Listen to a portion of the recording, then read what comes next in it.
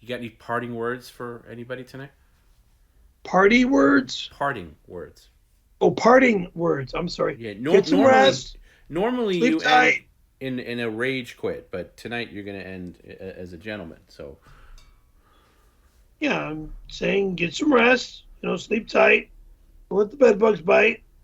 Uh, and I just can't wait till either this one above me gets over here or Danica Patrick gets over here. well, I can't wait till Garrett gets over there and you guys go see the new Spider-Man movie. That sounds like it's That'll gonna be be that'll fun. be fun. That'll be fun. Yeah. But again, Danica, ta-da! You got a ceiling to clean. I'm not going to his house if I got to clean the fucking ceiling. Oh shit! All right, you guys have a wonderful evening. Okay, love you all. Thank you all, and we'll see you on the next stream. All right. Good night, I'm not sure what guys. day that'll be, but that'll be sometime soon. Get your Christmas presents in for Perry for next Friday for Christmas Eve mailbag. I would get those in ASAP. What do you want me to?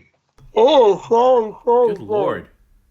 Christmas presents. Yeah, I'm because not getting anything out, but everybody's sending me stuff. no, you are giving things out. You're going to be giving $20 bills out to every delivery person Oh, that comes to the door, and you're going to be dressed as oh, Santa that's Claus. okay. Okay. You know, for all the hardships you've caused all these delivery people throughout the calendar year, Christmas Eve, they are going to get their due. So I hope a lot of the regulars are working Christmas Eve, and we're Right. going to have a note on the door that says, "Do not." Wait for me to answer. Yeah, exactly. Because there's yeah. Please Yeah. knock and Wait. wait for an answer, If or something if like you that. are if you are a delivery man, wait for an answer. Yeah. In You fact, get I would even you put get a that in Christmas the bonus. I would even put that in the when you order the food in the notes, you know, in the memo, like, hey, wait for an answer, knock instead of thing. Anyway, I think that covers it. All right. Good night, Perry. I think you did a great Good job night. tonight. Thank you. I'll see you when I get back from Big Bear. Well, I played the long version of Life at the Outpost, hoping I could track down this goddamn smoke detector that's been beeping all night. Second the stream's over, now it's not beeping anymore. Now I can't find it. And I was just searching all over for it. Now that I need to find it to take the battery out or replace the battery, I can't find it. But now that I'm sitting back down and in front of the screen, now it's going to go off again. That's just the way it works, unfortunately.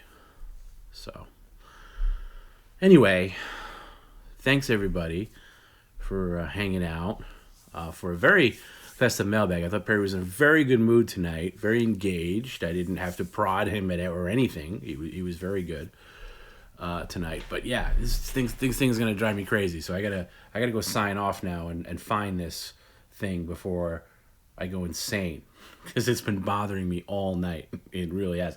I don't know if it came over the mic or not. It probably didn't. But it's just like, yeah, it's like it has a life of its own. It's like it's trolling you. It's the kind of thing where you'll be in bed. It's gonna be like 3 o'clock in the morning, and you'll hear it faintly. And then when you finally get yourself out of bed, like, all right, I'm gonna find this thing so I can go to bed, peace of mind. Then you go outside and you try to find it, and then it's completely silent. And when you finally give up and go back to bed, you hear it again. And I feel like these things are done deliberately. Like there's motion detectors in it, and it could hear you. No, it wasn't Perry's Bluetooth, but there was something messed up with his phone because I didn't have a very good connection to him tonight, and then we just disconnected. So we really weren't connected audio wise at all, and that means I have to jack up the sound of the stream, which I hate because I hate hearing my. It fucking just did it again. I swear to God, it just did it right now, motherfucker. That's the first one I've heard in like 20 minutes. I hate hearing my own voice in headphones. Even when I do voiceover work, sometimes I always have at the lowest possible setting because I hate that. I know like other people do it. I just can never do it. Temperature over here at DJ has been really sweet. It's been nice. It was a super warm day for mid December or late December, I should say, in New York. It's in the 50s. Still in the 50s. Yeah, it's like 50 right now. It's beautiful. I'm wearing a T-shirt. It was great. Yeah, why do they keep hanging up on Perry? I know. It could be a CO2 reader. I have that too. I don't know what it is, but I want to find it because again, I'm the son of a firefighter, and one of the other things that he always said, in addition to going when you're in a public place, make sure you always scope out the exit signs. Is make sure you always have batteries in your smoke detectors because he went to many a fire when he was a firefighter where the fire was could have been prevented by you know, by having a smoke detector. So I'm definitely a big proponent of. I'm not the kind of person that'll take a battery out of a smoke detector and leave it, batteryless for weeks on end.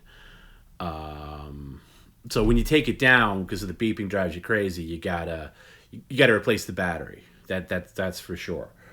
But yeah, it's still. I wish they'd have. Maybe they do. I wish they had smart smoke detectors that can connect to an app, and you just get a notification on your phone when the battery's low. And then you can just change the battery, and it doesn't have that annoying beep. And yeah, or just some other way of communicating it. It's probably Belushi says it's probably the battery scam alert that you had installed at the After Hours studio. That could be as well. He had a couple of them tonight, but they were all course corrected. And by the way, that bag of chips that he was going to throw away, I had no idea there were shirts in them. I just wanted him to open it to show the chip. So I was just as surprised as anybody when there were shirts in them. I know it probably seemed like I knew all along, but I can't take credit for that. I did not know all along.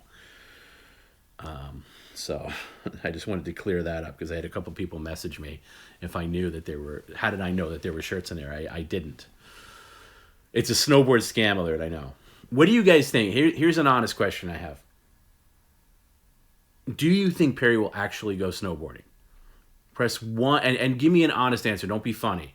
If you honestly think he'll go snowboarding, press 2. If you think he will not go snowboarding this year, this winter, press 2. And I don't mean by the end of the year. I mean at all this winter, including January, February.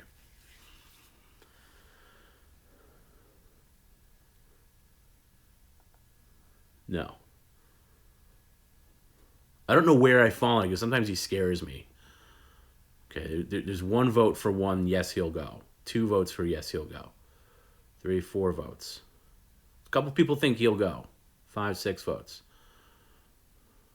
Okay, majority is saying no, but a few people are saying yes.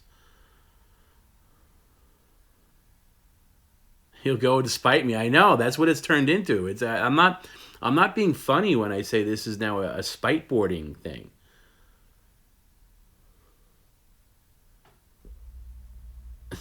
Yeah. Thank God he had the box cutter handy, or we would never have been able to get into those bag of chips. 2, and I hope he doesn't. That's an honest answer. Yeah. Yeah, I'm not trying to be like a jerk. I really, if he has to go, I want him to go with somebody that will have his back. Somebody who'll look after him. He just thinks he can stroll up there and snowboard. It just sounds ludicrous. Spiteboarding has gotten out of hand. I agree, and I blame myself and I blame all of you. We're all a part of it. We basically manifested a passion in him, a fake passion, I should say, that has been long since dormant. Randy says, "I'll go with him. I'll film it." Okay, good. I might take you up on that. That's the other thing too. If he's going to go, I need to get some content out of it.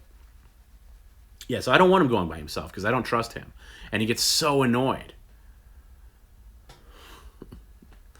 He gets so annoyed when I say you can't, and I'm not saying it like you can't go, like it's like a parent telling, his kid that they can't go to the school dance on a Friday night. It's, it's of genuine concern. I'm not trying to be a jerk and saying you can't go spiteboarding.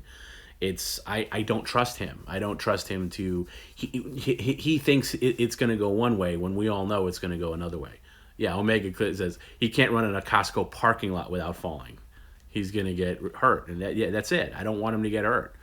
I at the end of the day, not at the end of the day, at the beginning of the day, in the middle of the day, and at the end of the day, I love the guy. I don't want him to. I think. Oh, okay. So Yagi says that about the bag of chips, I opened them from the bottom so the top would be untouched and super glued at the bottom. That is a pro. That is a pro way to go. That's really good. And what would you have done if he threw it away? I would hope that you would have messaged me or Joey to say that there's shirts in there.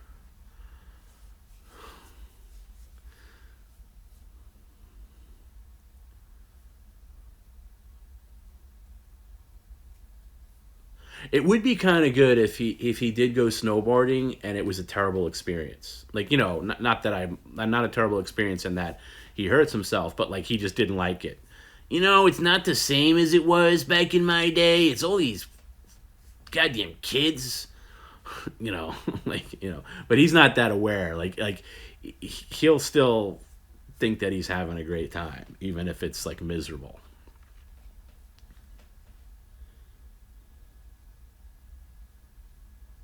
But another thing that blows my mind is the whole bed thing. The whole thing about the bed. Him not accepting a bed. And I really want to give him a bed. I want to give him a nice bed. I've wanted to for a long time. This isn't new. This has been going on for a couple of years. Every now and then I bring it up. But lately, I wanted to send him a nice Christmas present, and I thought that would be the best one. The next move is do it again with a bag of chips and fill it with fish fillets. I don't know, Randy. What clothes does he plan on wearing? No idea. Does he have proper attire for snowboarding? It got me. I don't know. Because I know he wears shorts to go skateboarding, but what do you wear to go snowboarding? You can't wear jeans. I've not been snowboarding, so I don't even know. Did he take the snow chain back? Not to my knowledge. And I know there's conflicting reports on if you actually need snow chains to go there. It does say you do need them on their website, but the people that I've talked to that go to Big Bear regularly say they've never used them and have had no problems. I think that's only in the case of like a lot of snow. So who knows?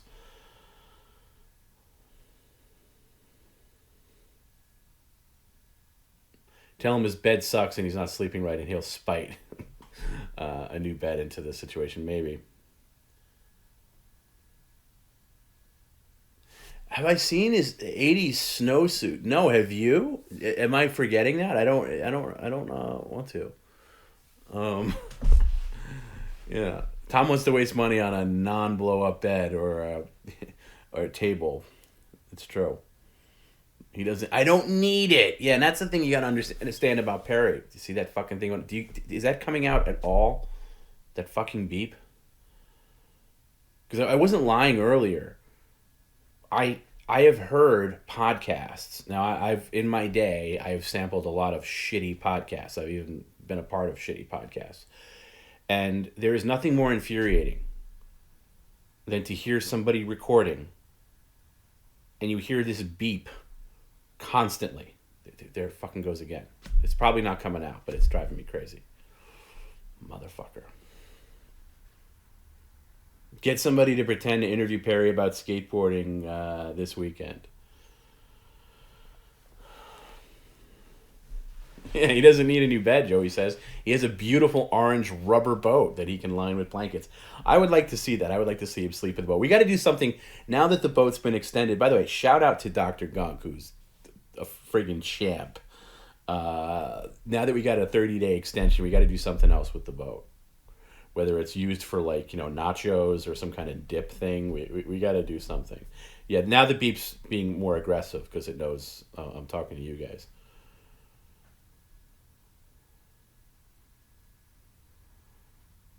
Yes, Mole is into snowboarding, and Mole has offered to make a cameo appearance during Perry's snowboarding if that aligns, but I don't know if it will.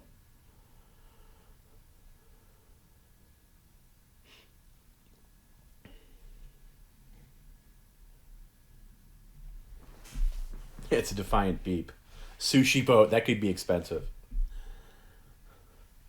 Well, I want to do something with it.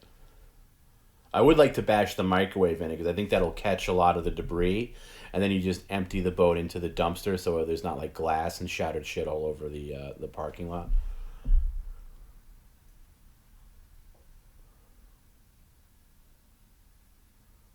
Yeah, so I don't know. I don't know anything about snow. I've never been snowboard. I went skiing one time in my life and I hated it. So I'm not the person to ask. Yeah, exactly. Perry needed $300 towels and $400 sugar pills, but he doesn't want to accept a nice bed.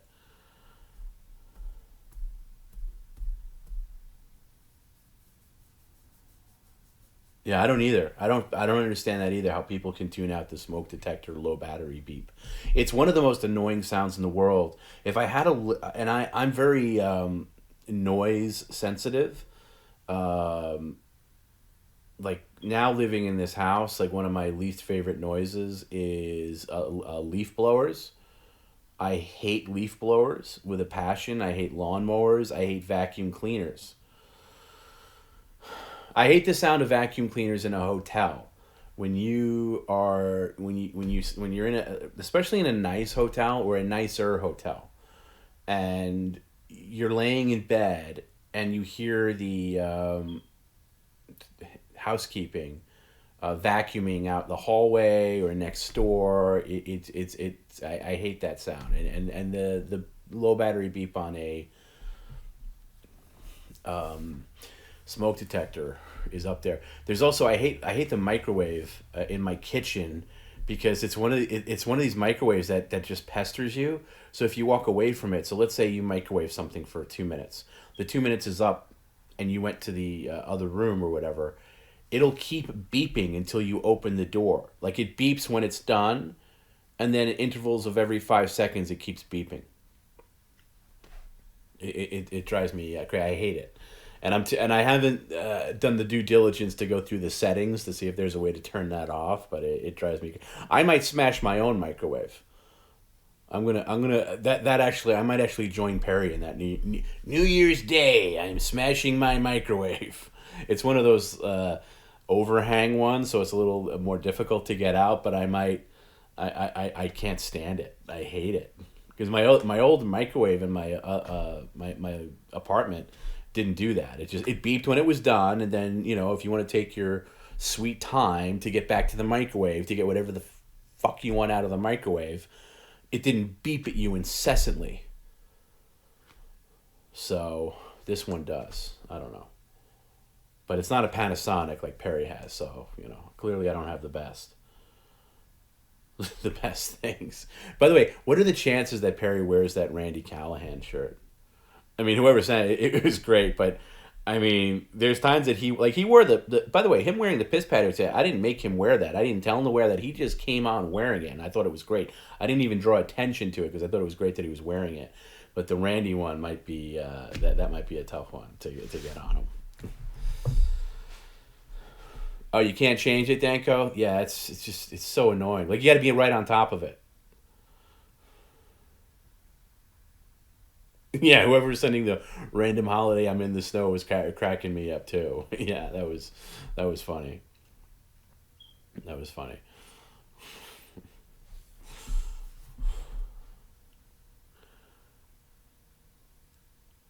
Yeah, I kind of agree with you, Cora. I don't see him wearing the Randy one either for any amount of money.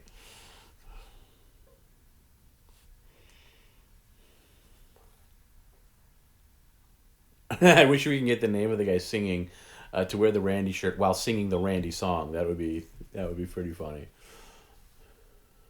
I think Garrett, didn't you find him on Twitter? The guy who does the name songs, like, didn't he respond to one of our tweets or something like that? I think that was the case.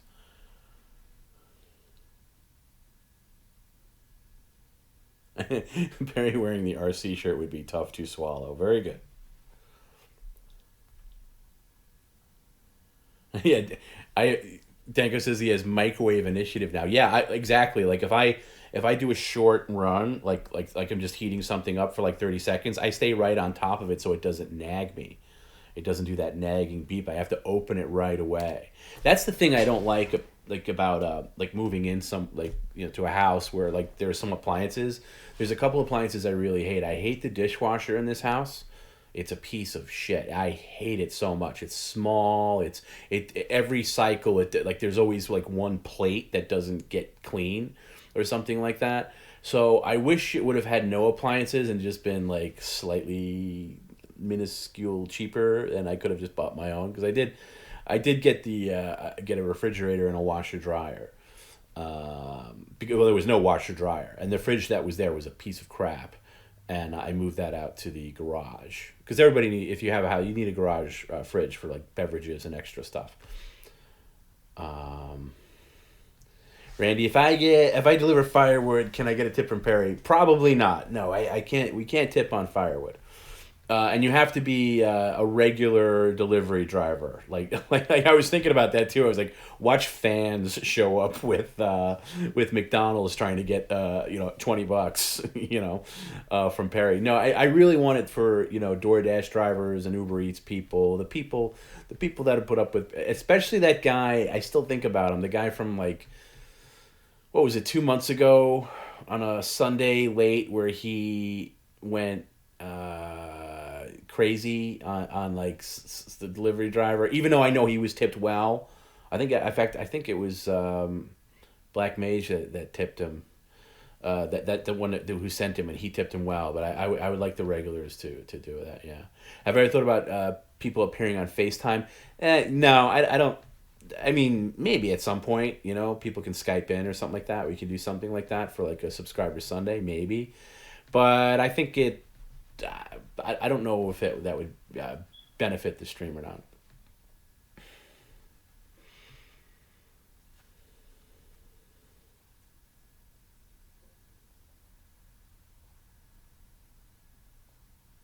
Watch Perry show up in a fake mustache to get $20 of himself. Yeah.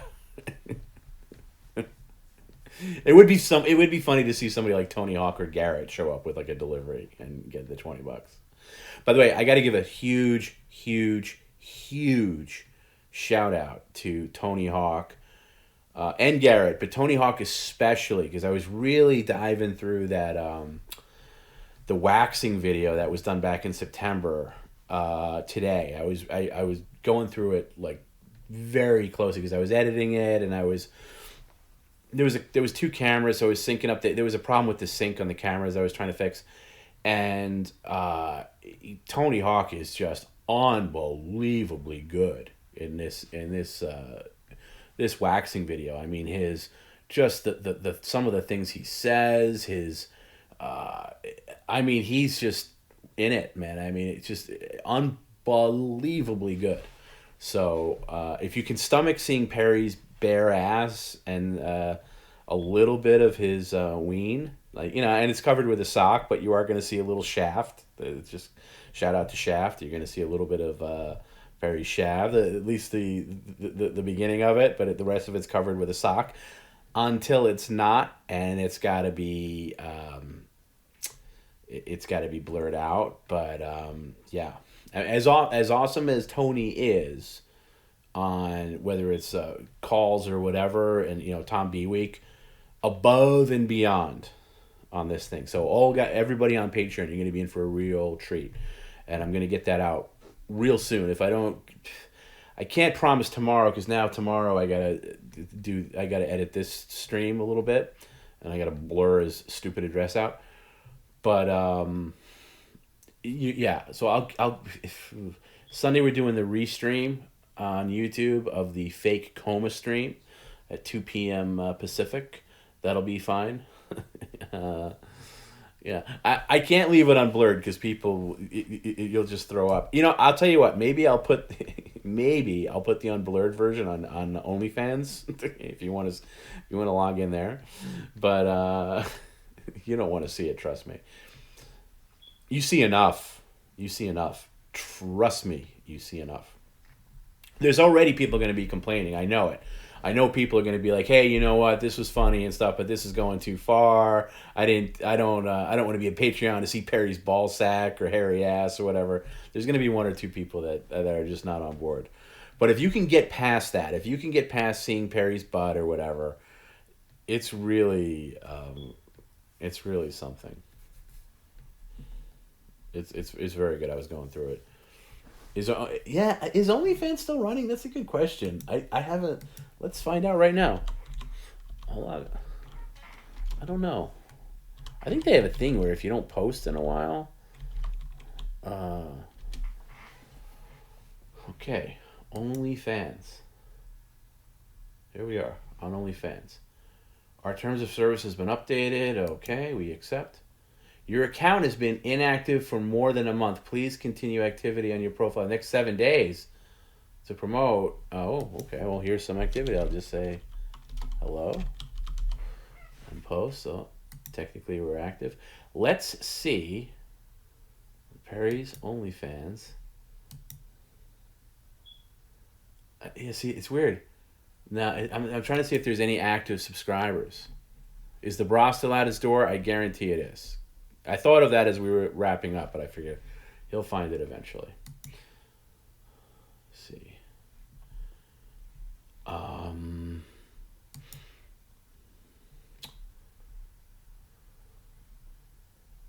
do I find out if anybody is subscribing?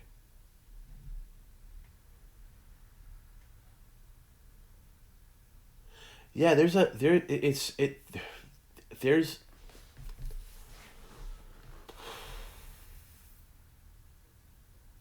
according to this, I think there's like 3 people that still subscribe to the OnlyFans. I should probably write them and tell them that they don't need to. I thought I made it pretty clear that uh, Perry had moved on to greener pastures with Patreon, but we'll see.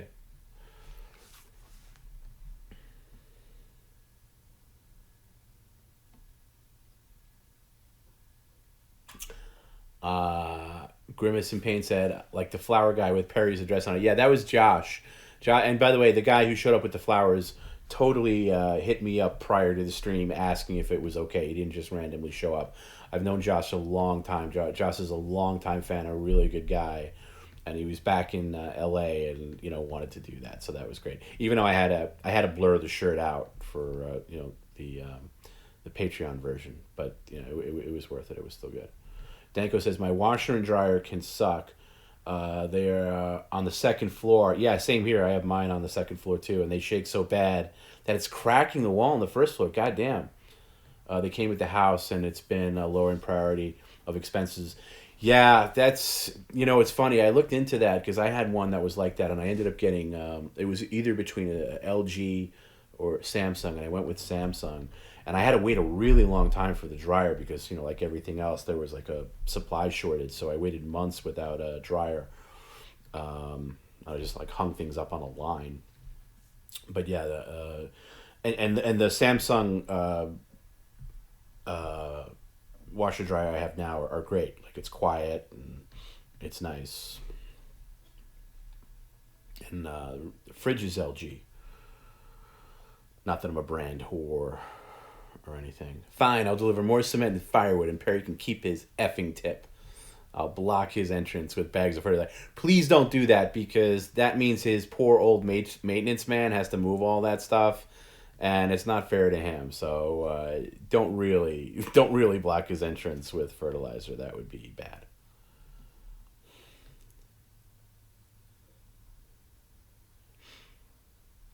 Yeah, I'll tell you the model I got of the washer dryer.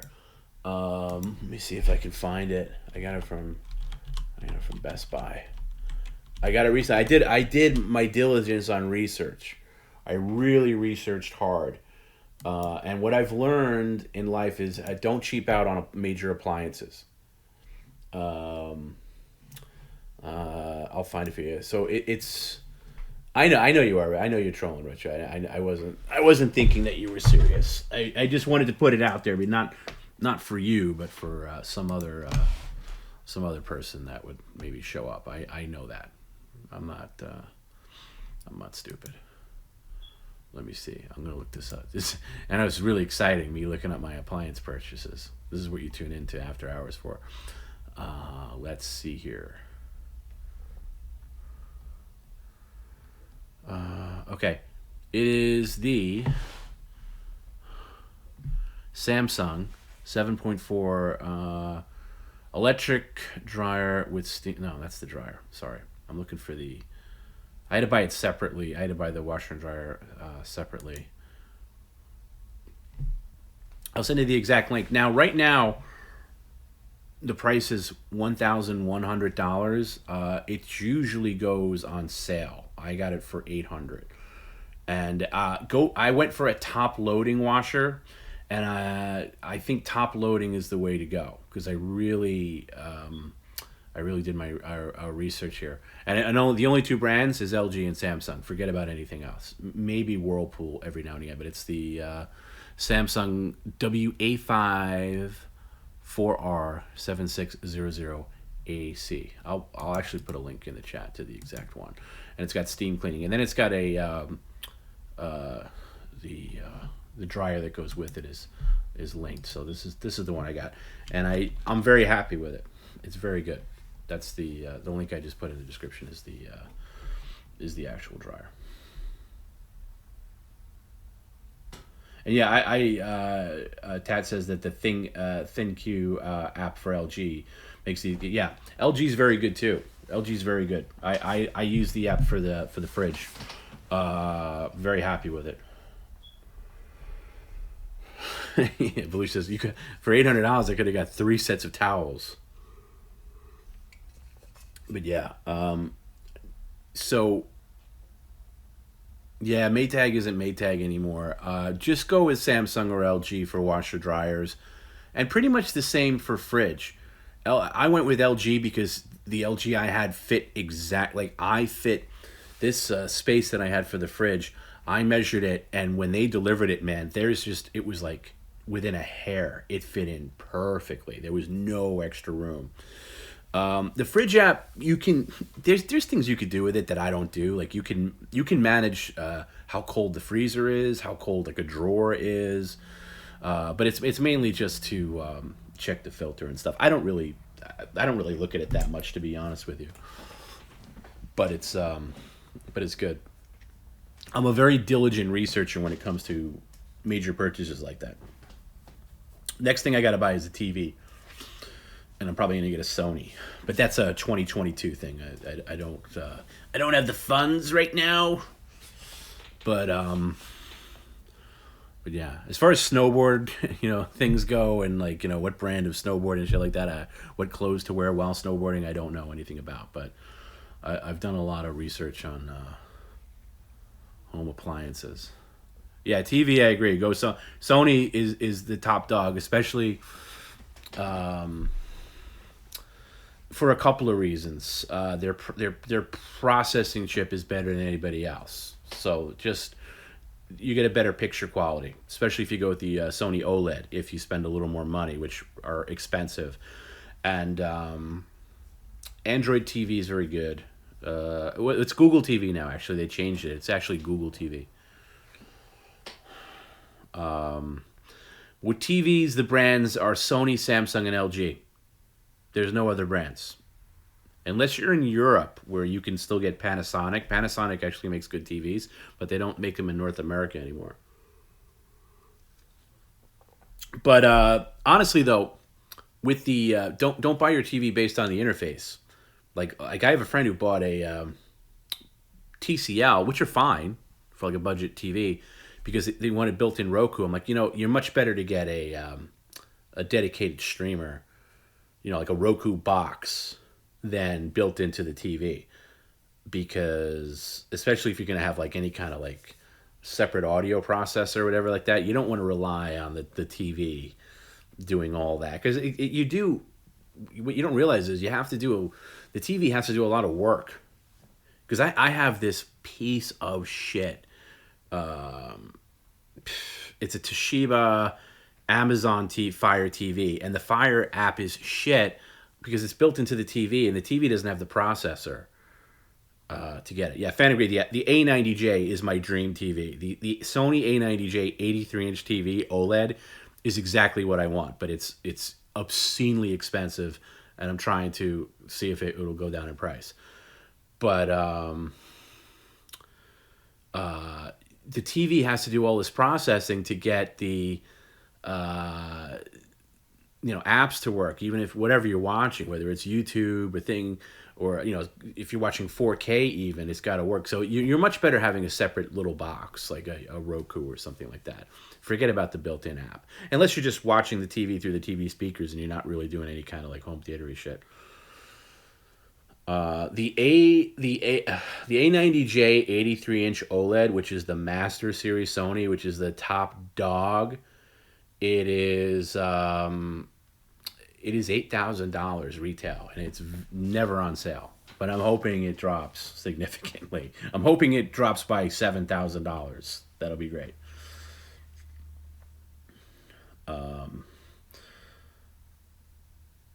And yeah, the best external Android device for TV is the Nvidia Shield, but you don't have to go even that crazy. I think Roku's fine. Um, no, it's not the A90J is not even 8K. It's 4K. OLEDs don't really do 8K because it would be crazy expensive. But 8K, I think 8K is a waste of time because it's going to be a good decade before you see anything in 8K. I think 8K is nonsense, to be honest with you. Oh, the LG 8K 87 inch is only $30,000. Wow, that's can you imagine? But OLEDs have really come down. Like even the $8,000 price tag for the 83 inch Sony, it's not terrible considering where OLEDs were even 4 years ago, where they were like 16,000, something like that. So it's not. It's come down. But and you're getting a serious TV for that price tag. It's the best TV on the market. I've seen it in person. It's amazing. But $8,000 for a TV is it's a bit out of reach for most people.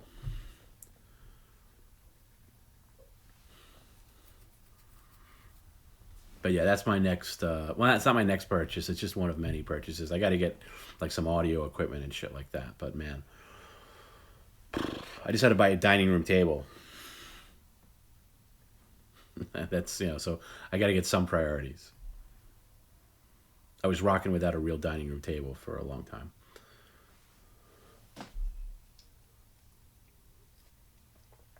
Oh, and I got to get a Ring doorbell. I have no doorbell. I got to get a Ring doorbell. And it's funny, I was watching a Pajama Pants podcast, and their major sponsor is Ring.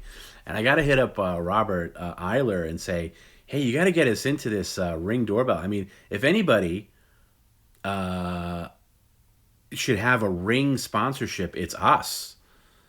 So yeah, let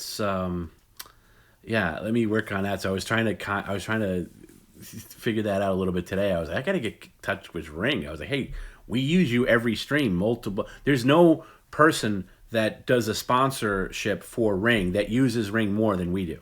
Nobody, nobody. Now they may not love how we use, Perry, dancing in a diaper in the hallway. It might not be their cup of tea, but hey, we use it quite a bit. So I'd like to get a Ring sponsorship for the stream. That's a 2022 goal. But I got to get a Ring for myself. Like I actually have to get a Ring because I have no way of knowing.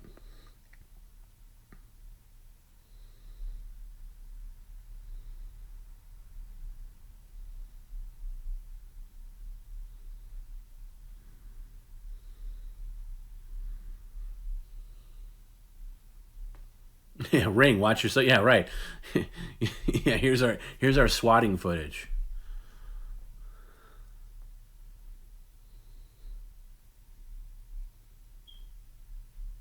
You don't hear that beep, right?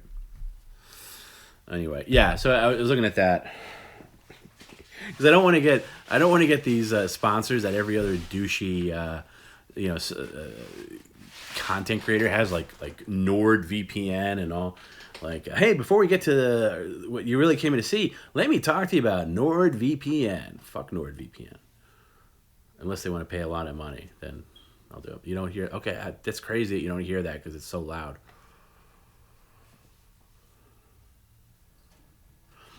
Yeah, Perry. Well, the thing about 1080p also, see, he needs a couple of things. I'm gonna try to. I have a new video card for him and a new computer that I've been working on. Yeah, Manscaping's a good sponsor. Um, okay, DJ here's the beep. It's more frequent now. And then as soon as I stop this, it'll stop, and then I'll go in bed, and then I'll hear it. Man, great. That's a good one. Yeah, man, great. Uh, that's a good point, Belushi. Belushi says if Tom didn't have live access to Perry's doorbell and he wasn't able to prepare Perry for the swatting outside, it could have gone really bad. And that's a good ad. You're not wrong. That's true. That is very true. That's a great point. I didn't even think of that. I didn't even think of that. Yeah, we've gotten sponsorship offers, but they've all been lousy. You got to hustle for yourself, and I have not done my due diligence on that. You know, his camera. Okay, so his camera does 1080p, but his computer sucks, and the video processing and I think Windows is handling the video because he had another card, it just wasn't working. So I got him a 3070 card, I think, and I have this other computer that I put together that I'm going to ship out to him, but it's all about, then I got to get it out to him, and then I got to walk him through setting it up and everything without me being there, and blah, blah, blah. So that'll definitely make his side look a lot better, because it's not so much the camera, it's the processing of the camera through Skype, which is operating through his shitty Windows video processing. So yeah, so it'll look a lot better. And then eventually down the line, I'd like to just upgrade everything, like get more cameras in there if the stream becomes like really, quote unquote successful, where you can afford that kind of thing. I'd like to do that. No, he has good upload speed because I pay for it. He has through Spectrum. He has like top tier.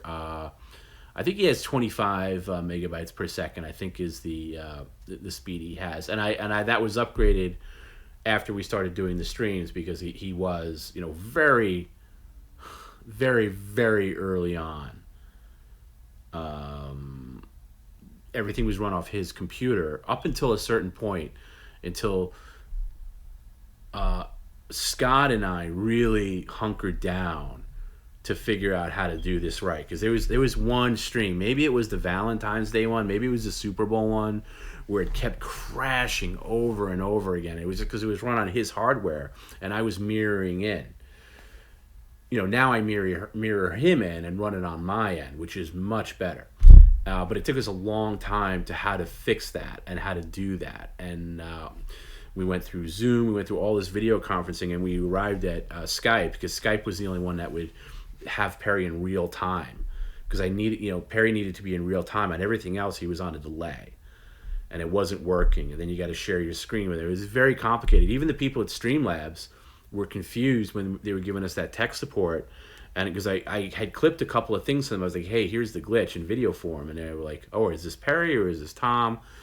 And I said, oh, Tom, how do you run the stream? Is this Perry's? And I was like, no. And I explained to him how we do it. I said, no, Perry is Skyped in. I share my screen with him and share sounds with him, but I run the main broadcast software on my end. And they were like, wow, we never heard of anybody doing that. They didn't even think that was possible. Wow. That was like, they were giving us kudos for like doing that. And actually the one guy that was our tech guy is actually now a fan. He's like, wow, your stream's crazy. I'm going to start watching. So that was cool. That issue is still being worked on, by the way. It's not completely resolved. It's just Band-Aid patched, but not resolved, unfortunately. So... But that's cool. So yeah. Anyway, long about way to say that I'd like to get a ring as a sponsorship for that. And then so we'll do Garrett. By the way, Garrett went to bed, but he said he got his booster shot today, so he was a little wiped out. But he said to say thank you for everybody that contributed to the Tips for Garrett thing, and that was really sweet because man. He sure does deserve a Christmas bonus, and it's really tough with things that come in through Streamlabs, even if it says hashtag tips for whoever. when I got the Caravello boys over there doing the accounting on everything, it makes life easier. So I want to thank everybody that did that, because Garrett sure deserves it.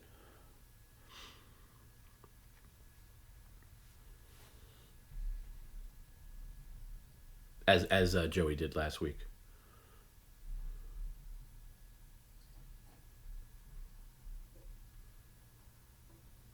Did anybody step? By the way, when I played that clip of that guy, the delivery driver that was trying to open Perry's door, or like just like turning the thing, did anybody step forward to say like, "Oh, that was me"? I told not that not that I'm mad or I just would like to know out of curiosity if anybody stepped forward and be like, "Yeah, that was me. I told the guy to check the door," or something like that. What did I think of the ketchup incident? I thought it was great. I thought it was. I didn't think it could go any better. And I thought it happened on the right day too. It was a good ending for Sunday's stream for sure. I'm almost glad it didn't work out the first time.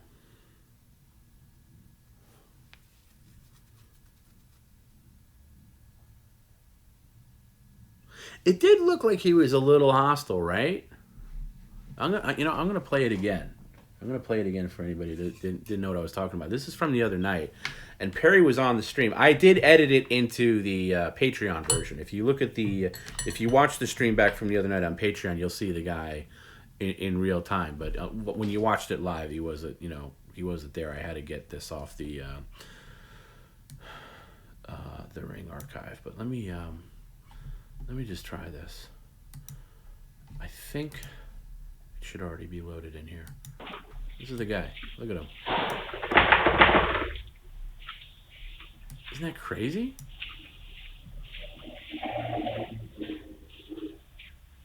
And like he just delivered something.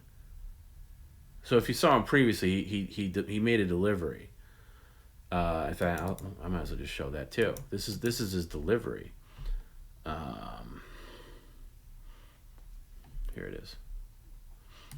This is the other night. This is Wednesday night, and now this is just regular delivery. There he goes. That's not it. Sorry, that's the same one.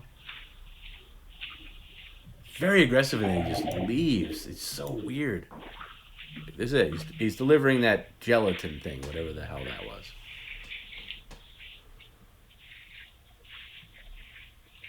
He sees the ring. He's looking at the app. So he's communicating with somebody here, right? He's looking for something. And maybe on the phone it says, "Hey, check the door," or something like that, and he's not sure.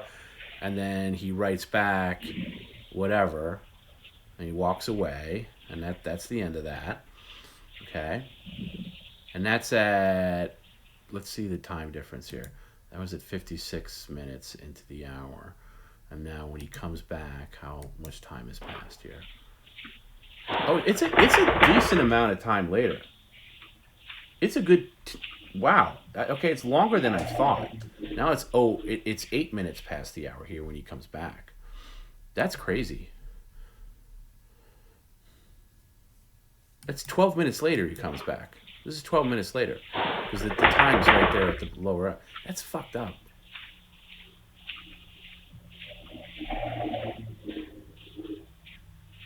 I don't get it. So yeah, I don't know what the end game was there, but that was weird. It's just weird. Yeah, we showed it on the main stream, and because Perry on the stream was like, and somebody's trying to break down my door, somebody's trying to, and it was like right after a media share. So I wasn't rushing to get him to the door, but I when he says something like that, I monitor the ring cam, but for some reason it wasn't working, and it's because sometimes if Ring is like recording something, that Robert says he told the person who ordered told them that Perry was deaf and needed to shake the door. Okay, that I can buy that, but that's a weird. There's a lot of time in between the first and second thing. Anyway, it's fine, but I would have liked. I'd like to know. Yeah, there's no knock. He didn't even push the ring button. By the way, the ring button does nothing. because it's not connected to anything inside Perry's place. But yeah. Um, that's right, Hannah. He said, someone's trying to rip the door off its hinges.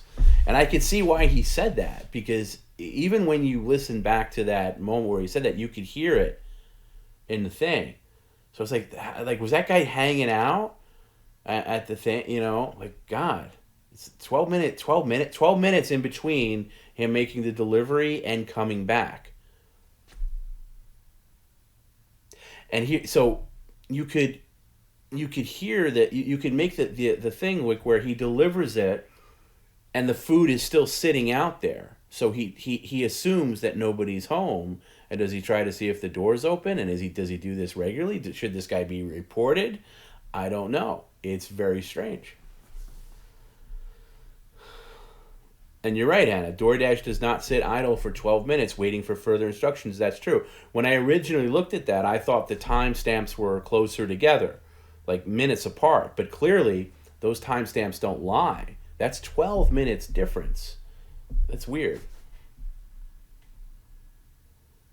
Do I know if there are any 2 p.m. 3 p.m. Pacific streams coming up? Yes. Well, the replays are. Like Sunday's replay is the Fake Coma stream. That's 2 p.m. Pacific. And then Monday will be another one, 2 p.m. Pacific. But live streams in January, I think we're going to try 2 p.m. Pacific as the start time for pretty much all the streams. And I hope that works out for people. We're going to test it. We're gonna test that, and then Christmas Eve is 11 a.m. Pacific. Next Mailbag Friday is 11 a.m. Pacific. So the guy, okay, so you guys think we should report this guy? Now I don't know what service he was. I need to know who. See, what we need to find out is who ordered that food, and it was that Asian food. And forgive me that for not knowing the gelatin Asian food, the name of it, but whoever ordered that would have the answer.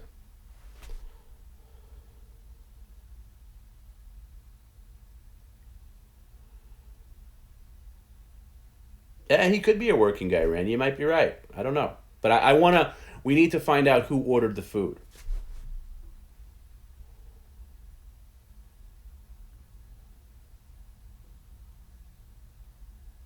That was a very aggressive shake. You don't do that to somebody's, you don't shake like that to somebody's door that you're delivering to, I don't think. So I don't know. I don't know what to think. I'm not going to report him, me personally. I don't know. I couldn't report. How could I report him? I don't even know what service was used. Is it Uber Eats? Is it DoorDash? I have no idea. I would have to hear from the person who ordered the food. They would know. And they would say, oh yeah, I told the guy to go back. I tipped the guy an extra, maybe the guy was tipped extra money to go back. It's all speculative. But until we know from the person who ordered the food, and I don't know how to get in touch with that person, the receipt's long gone. Because if I would have saw that in the moment, I would have had Perry hold on to the receipt. But I think that's stepping over the line a little bit. Even if he was requested and that's inappropriate. Even if he was told to shake the door, that's going too far.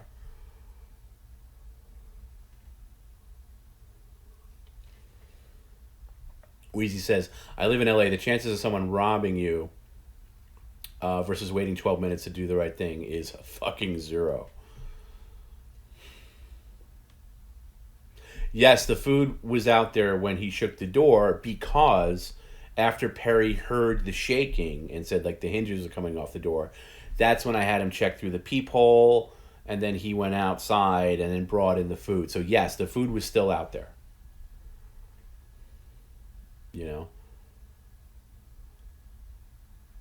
It wasn't a light jiggle. It was a very aggressive jiggle on the door. Anyway, we'll see. I'm leaning to the fact that he was looking at instructions, but there are some extenuating circumstances that can lend itself to other theories. And I don't know what that is, and we won't know until we put an APB out to in all the forum, like, hey, who ordered Perry that disgusting Jello Asian food? And I know there's a name for it. I can't think of it. Sorry. I hope I'm not insulting somebody who's like that's your favorite delicacy, and I'm uncultured for calling it Jello. I'm sorry. Call me uncultured. What do I think about bumping up production value? Uh, Putting Perry's apartment on a soundstage, but still have deliveries. Yeah. Talk to me again when we're in a different place. But yes, I would like to do that. No, I've never had that disgusting meat jello, Korath. Have you? Have you? I've never had that. I usually get this. I'm very basic with that kind of food. I usually get the same thing over and over. Once in a while, I'll venture into getting something different, which is very American of me. I know. There's a name for it, Hank, because I was looking at the chat the other night, and somebody was saying like, "Boy, all you people that don't know what this is, you really show how uncultured you Americans are." So it was like somebody who knew what it was and was insulted that we were calling it Jello. There's a name for it. If you look back on the stream when Perry is opening it, there's a person in the chat that mentions what the name is, and forgive me for not remembering it, but they were also they were pretty they seemed pretty taken aback that so many people didn't know what it was. But yeah, I had never heard of it, and I'm pretty good with odd foods of different cultures. Even if I don't necessarily sample them myself, I at least know what they are, or try to. So it's very strange. Aspic sounds right. That sounds right. I think Wheezy has it. I think that's what it's called. Yeah. Yeah, that's it. Aspic. At one time in the not so distant past, an aspic represented the pinnacle of five-star dining experience. These days, the thought of eating meat and vegetables suspended in clear, meat flavored gelatin tends to elicit more shudders than cheers. But even if you can't think of anything more disgusting than aspic, it's hard not to be memorized by these carefully curated dishes. That's according to a quick Google search.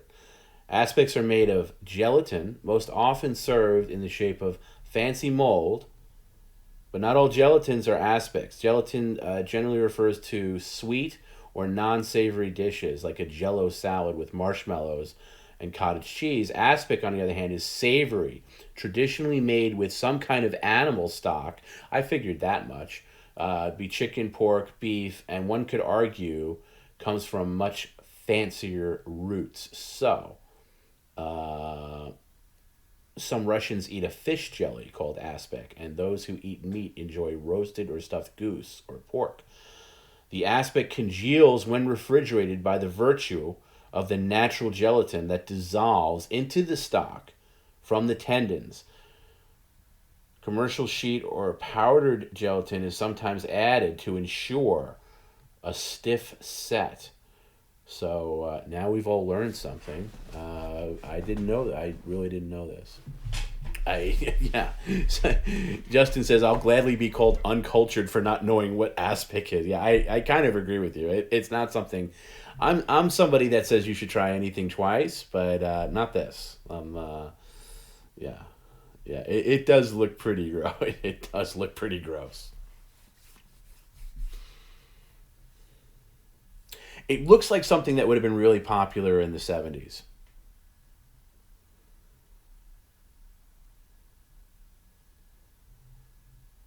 Yeah, Google it, and it's just it's really weird.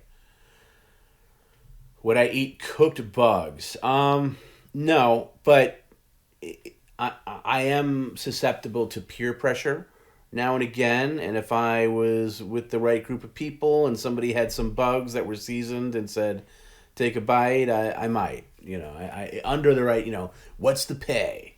I'm not saying I'd be anti. I wouldn't say I'd be anti.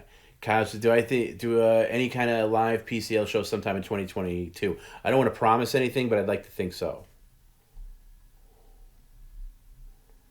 Also, figure out what a live PCL show would be. I wouldn't want to just, wing it.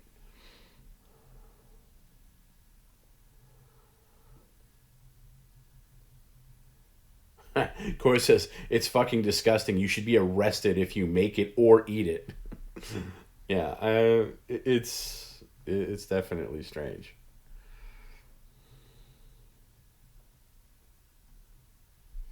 I don't know. I've had some. I'm trying to think of like what's the weirdest thing I've ever had, like food wise. And I grew up at my mother, as good of a cook as she is. My parents are not adventurous eaters, so I didn't have Mexican food till I was older.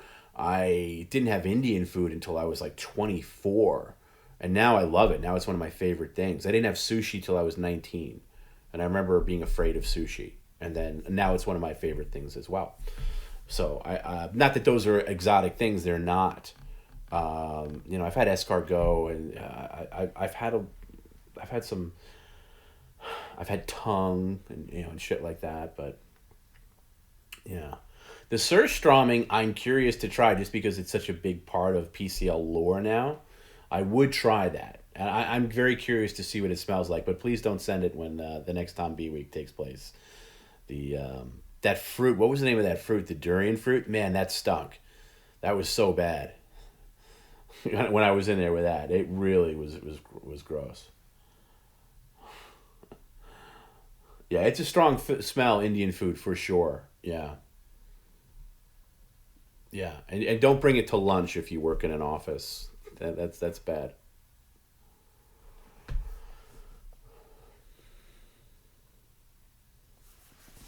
Crunchy tarantula snacks. No, I wouldn't do that. I wouldn't do that. Yeah, there was that thing, and again, shouting out to Tony Hawk again. When he came in Perry's, like there was a challenge up there, on the third TomB week episode where it was like a Rice Krispie sandwich with durian fruit and something else that was gross. I forget what it was, but man, he ate it right along with Perry and basically acted like he made it all the time. And man, that's really committing, and not something I would do, not at all.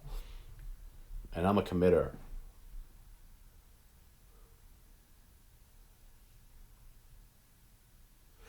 If a big Kyle says if a big PCL fan hit the lottery and became a multimillionaire and only wanted to help the channel, what would I let them be a co-producer? Yeah, of course.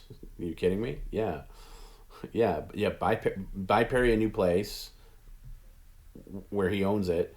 Let's get a studio. We'll get all kind. Yeah, we'll get like a whole team together. Yeah, we'll have a crew of writers that just write offers.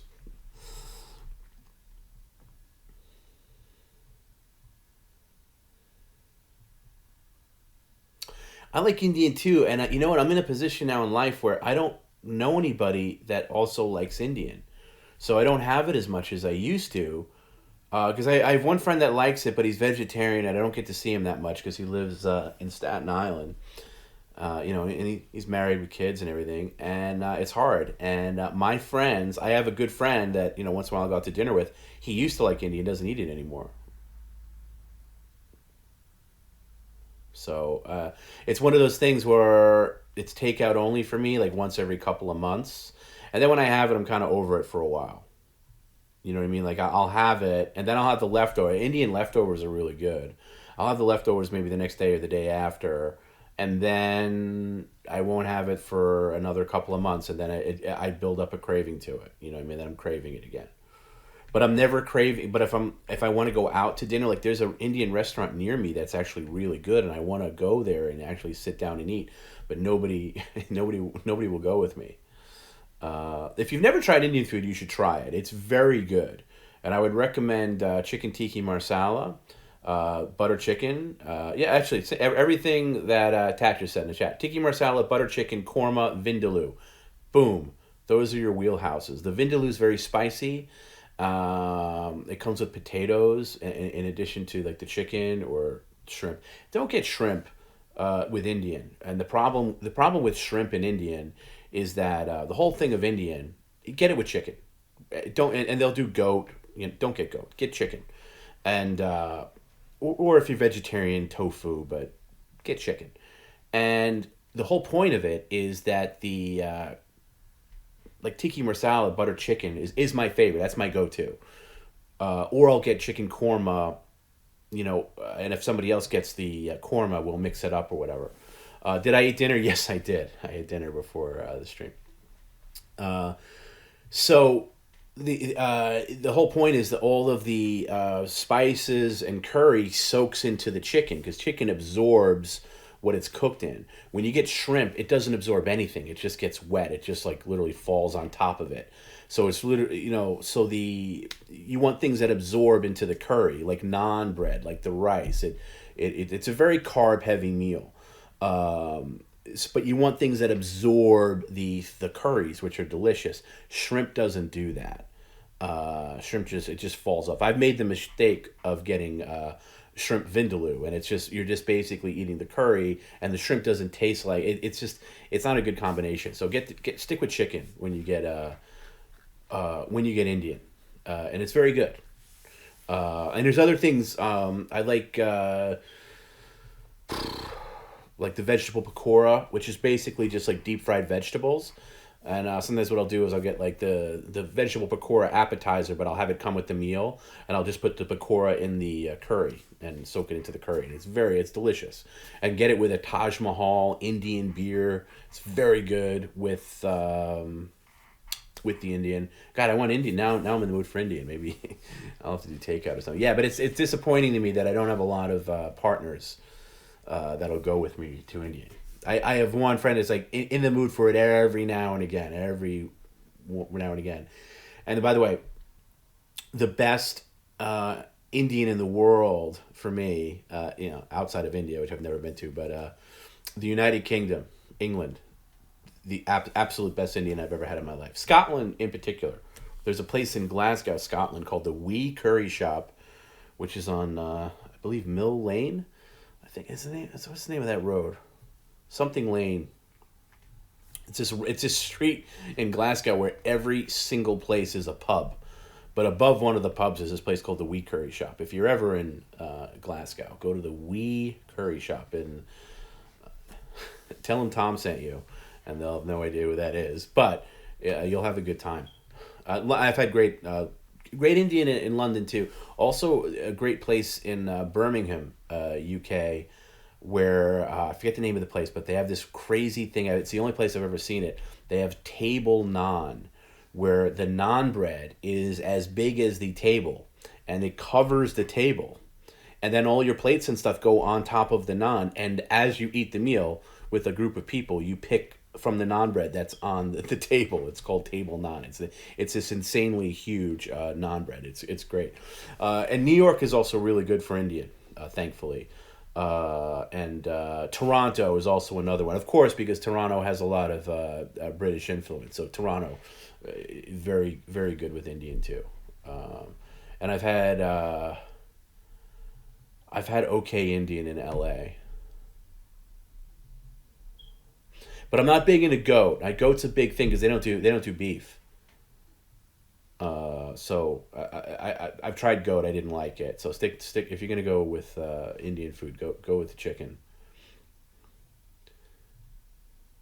No one's the smoke detector, by the way, is coming from a different room. It's been an issue this whole stream, and when I end, I'm gonna go on a search for it. I think it's upstairs. Yeah, it's not. I have the door open to the room. That's why you could hear it better. I wanted you guys to hear this friggin' thing. Hummus I like too. Hummus is good. Not necessarily Indian, but good. More Greek. Japanese in New York is very good. Boy, there's a place near me. There's a place like walking distance from me that is maybe the best Japanese I've ever had in New York. It's fantastic. I went. Weezy, I went to a Basque restaurant once because my parents are friends with somebody who was Basque, and they turned my parents onto it, and they liked it. And my parents are not very adventurous, and then they went back with us, and it was very good. Yes, I liked it a lot. My problem with Japanese restaurants is I never order the hot food because I like sushi so much, so I very rarely get the hot food. Oh, you're Basque. Okay, cool. That yeah, great food, great culture, great food. Was a huge fan of it. You can't find too many restaurants. So in fact, even the place that we went to, whenever that was, maybe 10 years ago, now no longer than 10 years ago, is no longer around. I also like German restaurants, and those are few and far between, but they do exist. Sushi in anywhere is good if you get the right sushi chef and good supply of fish. I'm gonna have to wrap this up because this thing's fucking driving me crazy, and I'm sure it's driving you crazy too. I mentioned earlier, if you're tuning in late, forgive me because I hate shitty podcasts, and we all know there's a lot of shitty podcasts out there where the person is just talking and talking and talking and ignoring this stupid battery in the smoke detector like it doesn't exist. I fucking hate it. If you ever go to Boise, Idaho, where I'm from, and headed tomorrow, go to the Basque Block, entire block city devoted to Basque food and culture. I would totally check that out. That sounds great. Yeah, if you can seek out Basque food, you will not be disappointed. Really good stuff. Outback Steakhouse doesn't have anything to do with Australia. Yes, that's probably true. Yeah. So anyway, yeah. Now I'm actually now tomorrow. I might seek out some international food. And I'm trying to think if there's an international food um, we haven't discussed that's really good. But yeah, if you haven't tried Indian, I know it's not for everybody, but you can even if you don't like spicy curry or whatever, there's mild things you can get that you'll really enjoy. Like I've been meaning to take my dad. My dad's very See, my dad will just eat whatever my mom wants to eat, and my mom's very picky, especially in her older age. And I've been telling my dad I want to take him out for Indian for years because he has some preconceived notion that it's just my mom would never do Indian. But I want to take my dad out for Indian because I know he'd love it. Like mild butter chicken, he would love it. He would absolutely love it with a beer and the rice and the naan bread. How do you not like that? It's amazing. So I don't know. I don't know how we got on that topic, but you got Jamaican food. That's a good one. Jamaican food is also amazing. Vietnamese food. I've had Filipino food. Very good. Um, there's a Vietnamese sandwich shop near me that I've yet to try. That looks really good. A lot of good pork stuff there. Yeah, my mom has stereotype views too. Not in a racist way, but just in like well, she just thinks Indian food has to be disgusting or impossibly spicy, which it is spicy. But you can get it without spice. You know, like my mom doesn't like it in Mexican food. Just won't do it. Won't do it. My mom eats Italian. Like exotic to her is Chinese. She'll do Chinese, and even then, very few things at Chinese. She'll do Italian, and that's what they do. Like my parents, if they're not cooking, if my mom's not cooking, they'll take out Italian or Chinese. Those are the only two options. And they play this game. Like I'll be over there and they'll be like, "Oh, what do you want for dinner today?" "Oh, I don't know. Let's think about it." I'm like, "Well, you only order two things. It's either going to be Chinese or Italian. Who are you kidding? You're not ordering from any other place."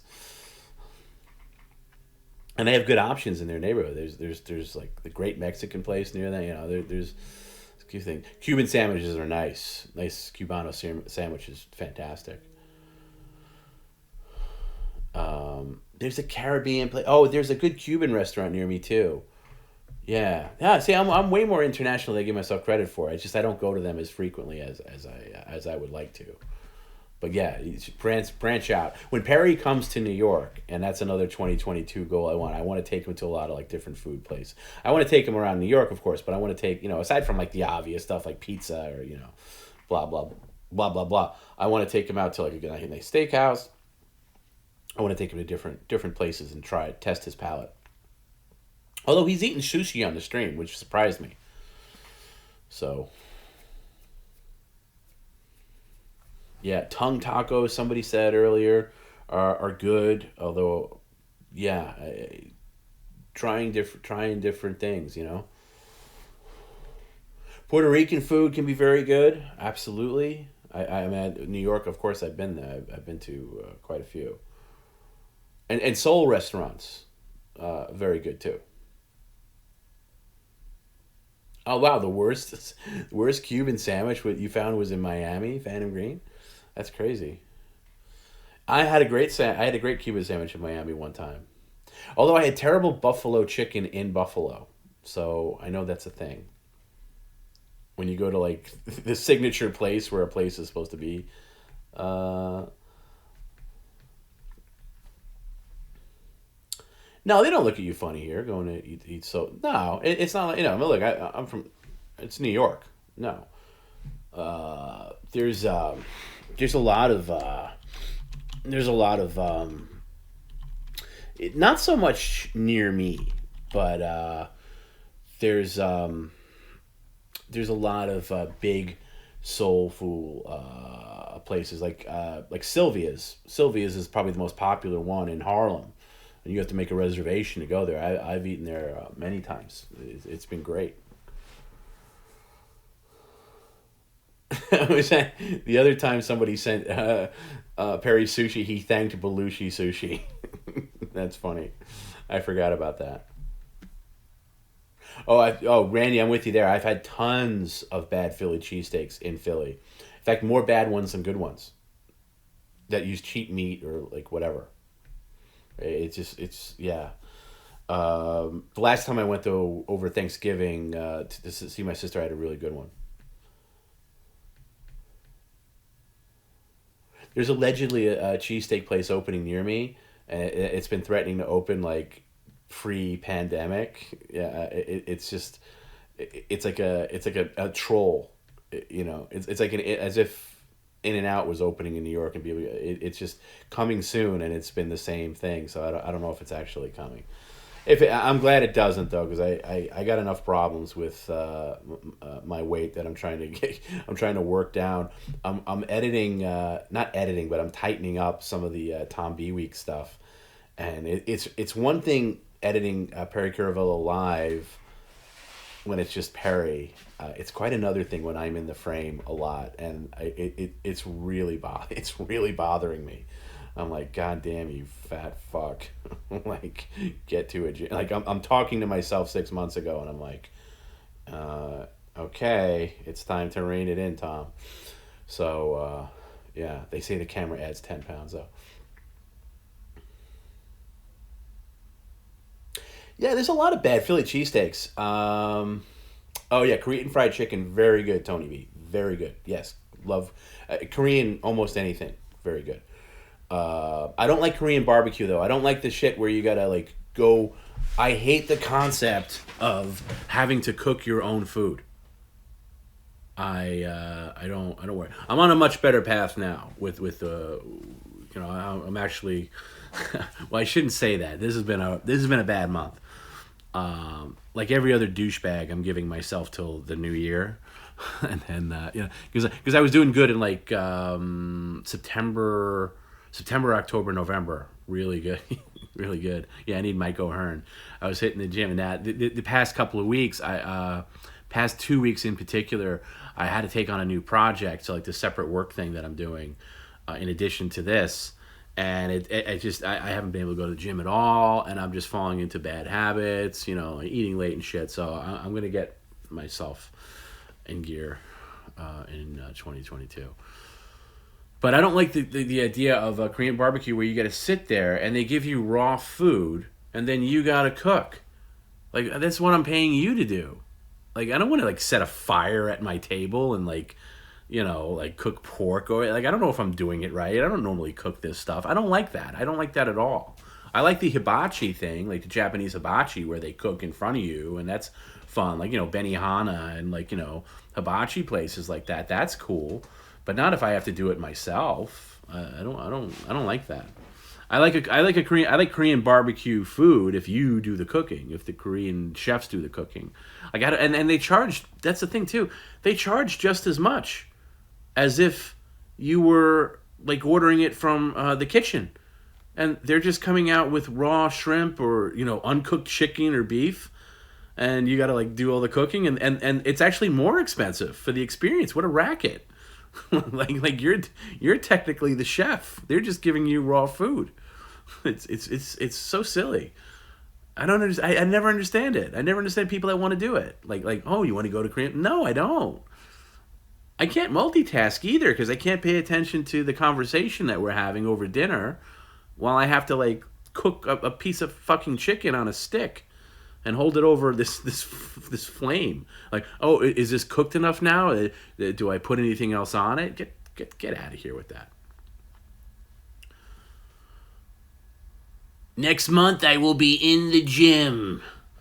New Year's Day I am lifting. I am doing deadlifts. I am doing Ironman.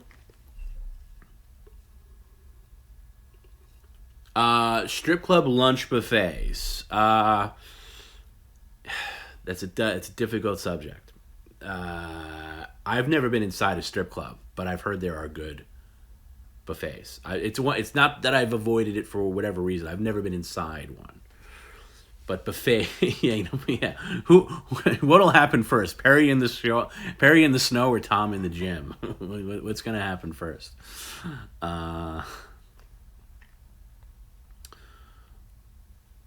I've heard that a lot of strip clubs do have good food. So, but that's secondhand knowledge. I can't speak firsthand on that. But buffets in general is a whole different topic. Oh my God, there's this great Japanese buffet. It's kind of a chain. I don't know if it's a chain nationwide. It's on the East Coast called Minato. Very, very good. It's like it's not buffet shit that's like sit out there. Chefs are constantly putting food out there, and there's a great sushi section, and there's a sushi chef, and they'll do things by request, like, oh, I want this, I want a hand roll, I want this, give it to you, boom, boom, boom. And it's a great place to go if you want to sample new things with Japanese, like, oh, I never tried this kind of roll. Well, here it is, now you can try it. It's an all-you-can-eat buffet. And it's gone. It never reopened after the pandemic, and it's like completely gutted and closed. And there's like a for rent sign, and it's really disappointing because it was one of the best places to go to. TXP said, I just went to Benihana's in Westbury, right by me. Yeah, that's like 10 minutes away from me. What a shithole. It's been a while since I went to that one, but I do remember the last time I went there, it kind of felt like the Benihana that time forgot. Like, just very dated and not good. There's better hibachi places on Long Island that are not Benihana. But yeah, you're probably not wrong about that one. Perry could do a Bourdain type show on. See, Perry's just such a bad reviewer. Once in a while, he'll be good. Like, that's why I think his movie reviews kind of stink, unless he's really gets into it. There's a couple of them that are really good, and I think being with Garrett will bring that out to him. Yeah, Robert and I went to when I was in LA for TomB week. I stayed at this shit. It was a Hilton, Universal Hilton, and the Universal Hotel had one of the best buffets I've ever been to, and we both were blown away by it. It was the day of Perry's Adult Swim Smiling Friends shoot. So we were kind of like, we were up early. It was a long day. The studio we shot at was very hot, and it was a long day. And it was also the day after a stream, and then we didn't really want to go anywhere. It's not at Universal. It's the Hilton Hotel in the Hilton Universal Hotel. And it might just be on Saturday night, but man, they had bone marrow. They had bone marrow on the buffet. Now it was very pandemic-y, which was annoying because a lot of the things that you would just like serve yourself, they had somebody like in a mask, like, and you had I had no shame, by the way. Like, there was like they had like fresh Blue Point oysters. And normally I would stack them up on the plate, and then there was just like this like I don't know this like Asian woman, and she was a mess, and you give her the plate, she's like, "How many, sir?" And I was just like with my hand, I was like, "Oh, about this high, like stack them up." And she first did the thing, and she gave it back to me, and I was just like, "Now we can go a little more." And by the way, we were so underdressed because we came from the pool. We were like sitting by the pool, and we were in the hot tub, and so we were in our bathing suits, t-shirt, and flip flops. I would never dress like that to go to a fancy place, but that's just the way it was. And yeah, crab legs of all kinds, different kind of crab legs. Like oh, here's snow crab leg, here's king crab leg, here's this crab leg. It was unbelievable. I forget, it was fairly reasonable for what it was. And then I'm not a dessert guy, but every dessert thing you could possibly think of, amazing. Yeah, she might have looked down on me. I don't give a flying F because first of all, it was oysters. And I was like, I don't want to have to. I kind of made this decision with myself. I was already in my bathing suit that was dry. We weren't soaking wet going in there. I was in flip flops. I was I was in a t-shirt, and I was wearing like a Mets baseball cap, and I'm already looking like fucking white trash. So I wasn't gonna play this dance with this woman where I was gonna delicately go up and get 5 oysters at a time. Like, oh please, ma'am, can I have some more? No, I'm getting a full stack straight away. Let's get this over with. I'm here. It's like I'm getting my money's worth, and I'm getting a plate of stacked Blue Pointer, and they were great. They were fantastic. I wasn't flip flops. It was like sandals. I'm calling them flip flops. It wasn't quite flip flops, but yeah. Anyway, we meant to go from the pool back up to the room and then get changed and come downstairs, but for whatever reason, we went to this outdoor rest thing that was on the premises. That we sat down and we got the menu. We were like, this isn't gonna work. And then we were gonna get in the car and drive somewhere, and then all of a sudden we saw this. Let's try this thing, and it was fantastic. What do I put in my oysters? Lemon, of course. You got to douse it with lemon to kill any kind of germy things. And then I always get the cocktail sauce and a side of horseradish that I also put in the cocktail sauce to give it a little more kick. Definitely not vinegar. I don't understand the vinegar. In fact, if I order it at a bar or at a restaurant, like oysters, I'll say, don't bring me vinegar. It's going to go to waste. And then they always do.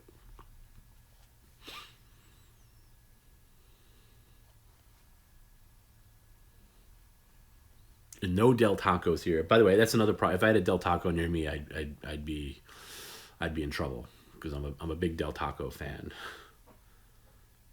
Saying Del Taco is better than Taco Bell is not a hot take by any means. It is so night and day. I'm not saying Del Taco is the best thing ever, but Taco Bell is dog food, and also they're very lazy with their menu.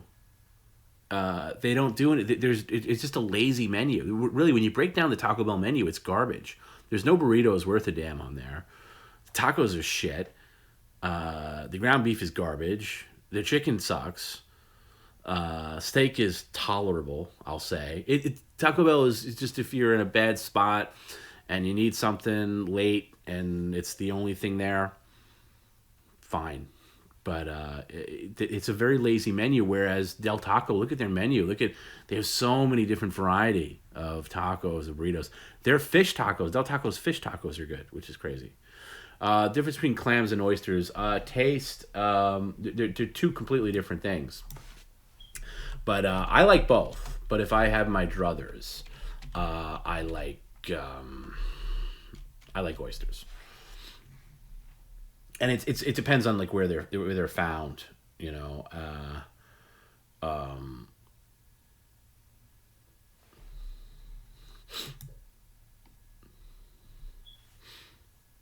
All right, this thing's driving me crazy. I might have to go.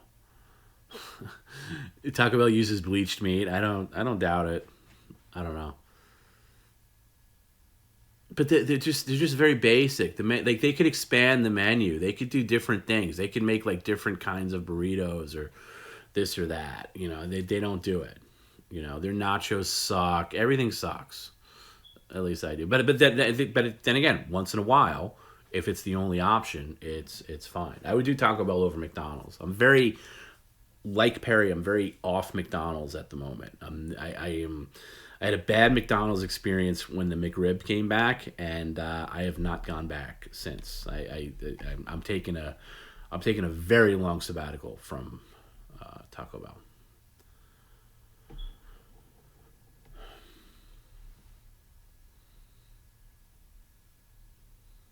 Every Taco Bell item is the same ingredients rearranged.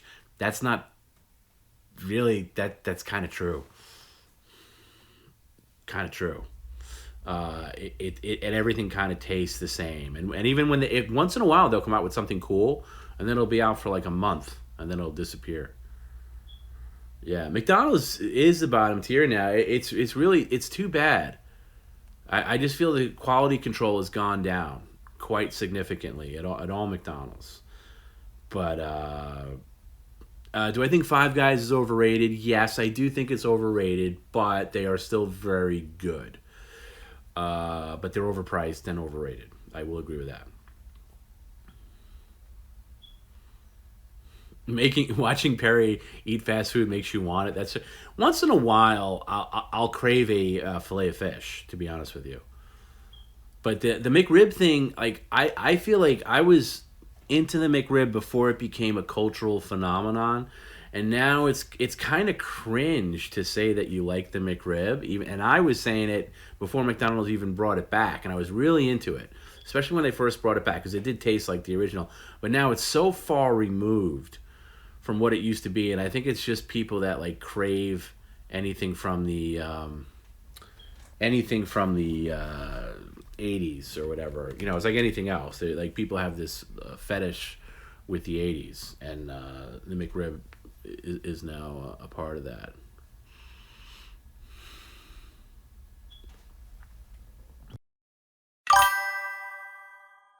Tom Taco Bell would love to be in the tomb bison, wait. / hold the fort. / good day. # tips for tomb. God damn it. That could have been. Oh, fuck. God damn it. Oh, motherfucker. Just when I had success in my grasp, Taco Bell, JP Taco Bell Media comes in for the $5. And thank you very much for that. It's very rare that After Hours gets a comment, and when it does, it's an insult.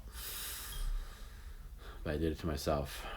If see, like Tat says, you tried the McRib last year. The McRib last year was garbage. The McRib prior to last year was good. Something happened last year, and it's just as bad this year, if not worse. There was something about that McRib last year. When I got the McRib last year, I was excited to have it because I hadn't had it in a while.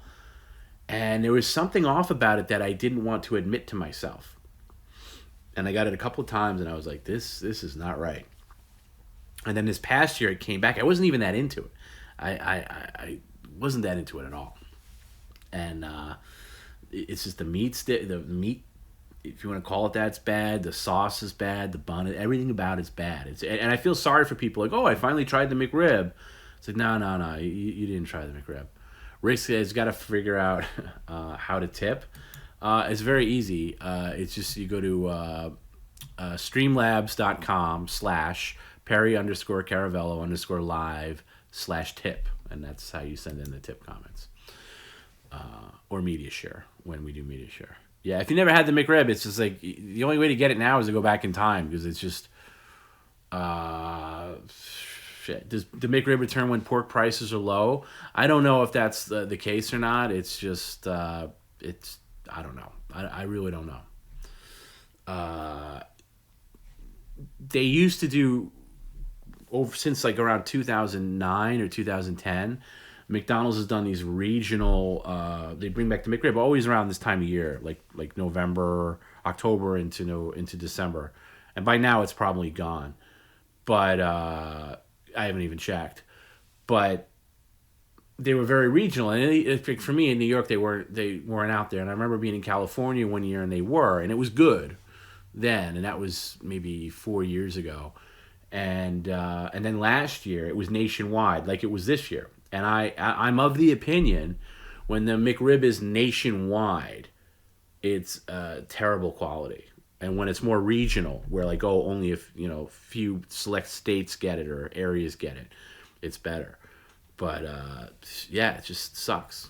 It really it was a bummer to me, and I'm actually completely over it at this point. But yeah, before then it was more sporadic. Like they'll bring it back for a special promotion or whatever. But there was just this, like anything else, like a revival for you want the thing you can't have. And thing I've never tried Whataburger. Court, you said it's identical. I've never had Sonic. There's a Sonic. There was never a Sonic in New York, and now there's a Sonic kind of near me. I say kind of because it's a little out of the way, but I've never tried it, and I've heard that people say it's not really worth going out of your way for.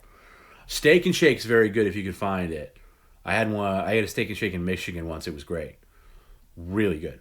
And I think there's one open in New York City. I don't know if that's still around anymore. Yeah, so Sonic. I don't know. I don't know the one in Connecticut, but yeah, it's. I don't know. I don't like McDonald's breakfast anymore. The only thing McDonald's breakfast I like is their breakfast burrito, but it's too small. I'm trying to think of another regional, like Shake Shack. Shake Shack's okay. I think Shake Shack's way overrated, and I think Five Guys is far superior.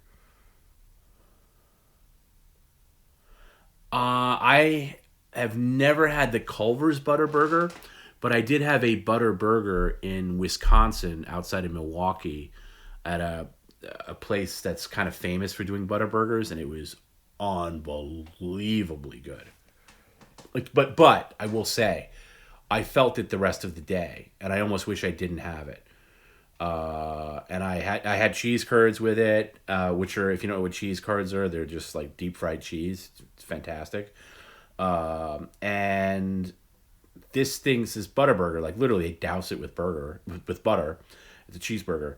And I had to go to a concert and stuff, and I felt it, man. I felt like it was great going down, but man, I just felt like I had wet cement in my stomach the entire rest of the day, and I regretted having it on a day where I had to do stuff. I wish I would have waited for another time. It's a heavy thing to eat. Never had Burger Time. I only know the video game Burger Time. I'm trying to think. There's another. I never had Jack in the Box, and there's another Tommy's in LA. I don't know if they or in California. I've never had Tommy's. I don't know. People have varying opinions on that. I don't know.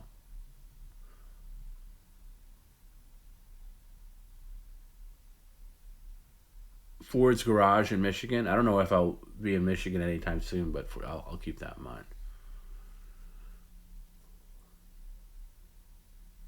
Are Jack in the Box tacos better than Del Taco tacos, or on the same level? God damn, talking all this food now. Now, like I'm not even hungry, but I feel like I should eat something just because we're talking about all this shit. Can we all agree that like I noticed Burger King did not come up in the conversation once? Can we all agree that Burger King is just the fucking worst? Oh, Checkers is terrible too. Yeah, Checkers route. Yeah. Oh, there's a Checkers near me. I won't go anywhere near it. I'd eat Burger King before I eat Checkers. Checkers is absolute garbage.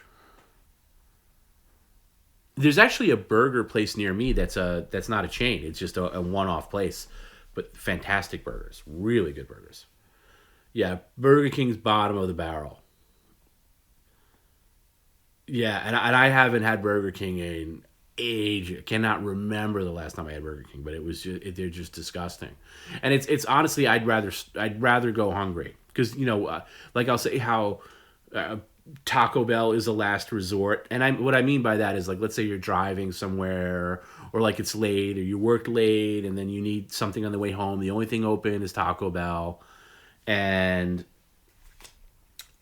you're you know, it's it's the worst. It's so bad. It's just I would stop at a gas station and get like some Lay's disgusting flavored thing, like cheeseburger flavored chips over an actual cheeseburger at Burger King. Wow, hold on a second. Whoa, whoa, whoa, whoa! Breaking news. Hold on. I actually got to go to a different screen for this because wow, this is the biggest. This is the biggest. It's definitely the biggest tip I've ever had on After Hours, and I thank the person who sent it.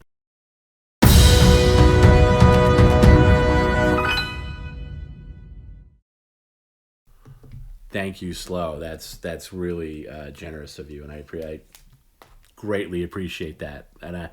And that is definitely going to go down as a tip for TomB, and I super appreciative. Thank you, and happy holidays.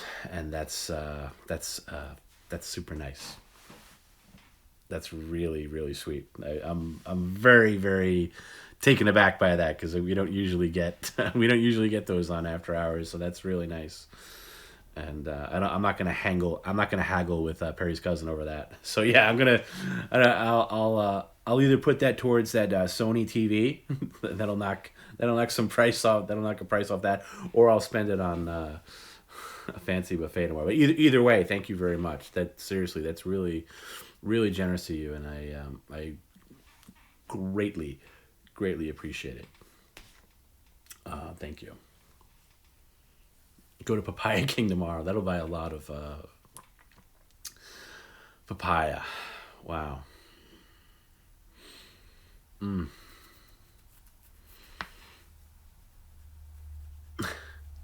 Yeah, I don't know. That's really nice of you. If you're in the chat, say hello because that's really that really makes me feel good. That really makes me feel good. Not that I'm looking for that for everybody, but that's really nice. BK Ghost Pepper Nuggets are pretty good. I've never had. I don't think I've ever had Burger King nuggets.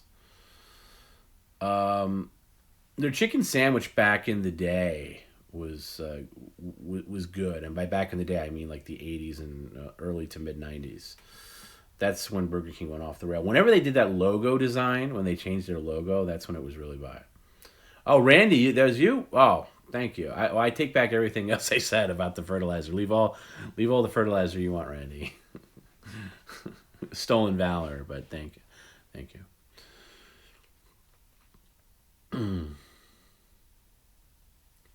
I've had Wendy's nuggets. They were okay. The place near me, it's called Burger City.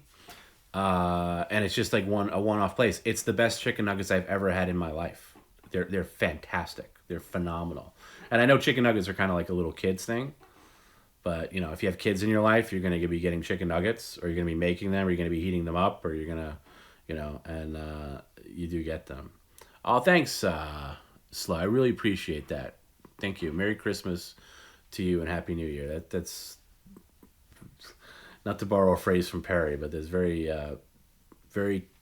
I'm trying not to say warm and lovable, even though that's at the tip of my tongue. I don't want to sound disingenuous, but it's very generous of you, very kind of you, and I appreciate that. And yes, I greatly appreciate that, Slow. And I hope if this stream has given you anything over the past year, I'm gratified by that. And speaking of that, shout out to I was kind of taken aback by Perry's talking about that email he got from Brian. I know he mentioned something in a text message. He's like, I got this very nice email from a fan who is dying or something.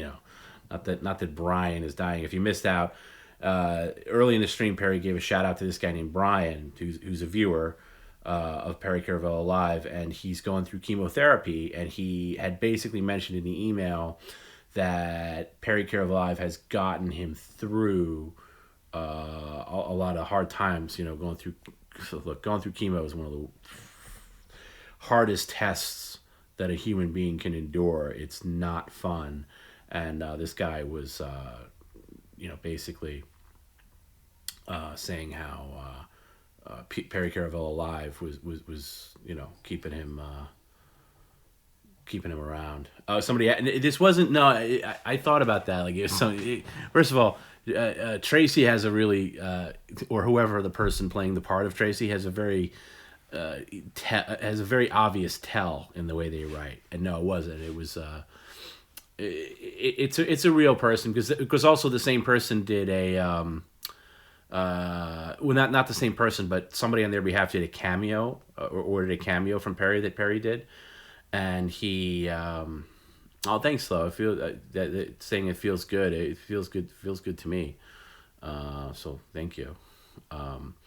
But anyway, it's just nice to know that somebody out there, and I'm rooting very hard for Brian. I'm sure he's gonna make it. But anyway, I guess his cousin ordered a cameo for Perry to him, and then when he got the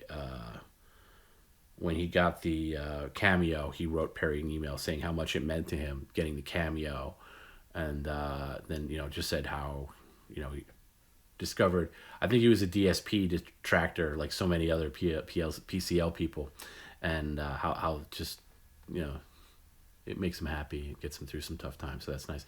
Mumble says Tracy's death was a hoax. Yes it was, and I don't give it any attention on the stream. I think I mentioned it in the chat of one of the replays on YouTube, but and I told as many people as I could. But yeah, Tracy, Joey had called it a long time ago that Tracy was full of shit, or whoever, somebody, that Tracy wasn't even a real person. But yeah, it's complete bullshit. Never happened. If you don't know what we're talking about, there was a Tracy Elliott who was part of the chat. If you watch any replay, you see their name pop up a lot of the time in the chat. And somebody wrote me claiming to be a family member, but it was just complete bullshit. It was whoever Tracy was writing as this other person. And it's just anyway, toying with people's emotions is really a despicable thing to do. And I think a lot of people in this community kind of, I think some good came out of it, because I think what it did is it just made people aware in the community. And by the community, I mean, not just in the chat here, but on Discord and on Facebook. And it just said, hey, look, if you're going through a hard time, you have friends and family in the PCL community. And I think that's what we've really worked on in the past year, is building this up as really a positive community, which is kind of insane when you think about the stream that this is. But we do really have a really great community full of people. And I like to think we're all friends and all that. And so if that good comes out of that, where like if somebody's going through a legitimately hard time, and you get to some kind of desperate level, look, you can reach out to anybody. Send me a message. Send anybody, any one of us. You could talk to us, and I think opening that kind of dialogue was good. But but the person who played Tracy, and I say that because I don't think Tracy ever existed, is obviously got problems, and and then of course all the dots connected too. Like for whatever reason. And then there was a YouTube replay, and all of a sudden Trace Elliott came in, which is Tracy's alleged ex-husband. What are the odds of the husband being named Trace? And said, hey, Tracy died this way or that way. And, so anyway, so I was contacted by this person who was allegedly Tracy's sister's husband, who oddly enough wrote exactly like Tracy. If you ever see Tracy in chat, she had a very distinctive way of writing, and then this person wrote exactly like they wrote. And then I was very upset when I heard it. I was shaken. I was very upset that somebody in this community would fall to that level of despair. Let me get out of this. And I got emotional about it. I wrote this thing like, hey, if anybody out there is having these problems, please reach out to one of us. And I bought into it, and then some other people, Joey primarily one of them was like, hey, let's think about this for a second. And I was like, man, um, what's the deal here? And thinking about it, I was like, a lot of things don't add up. First of all, I was informed on a Monday that she died on I think, was it a Monday or a Tuesday, that she died over the weekend. And I'm like, and this person, I think Marcel was the account's name. And I almost feel like Perry in a way. I didn't vet the account as much, but I looked at the account. I glanced at it. I saw some posts and stuff. I was like, okay. And the post wasn't, the account wasn't just created. It had been around for a while, but there weren't any likes. It was no engagement one. It was clearly a troll account. And that's what these people do. They create like backup accounts. And anyway, so this person who wrote me, who turns out to be Tracy, I'm going to say Tracy in quotes because I don't think there was a Tracy, as I said. But I was very, very upset by this, and I wasn't thinking clearly. And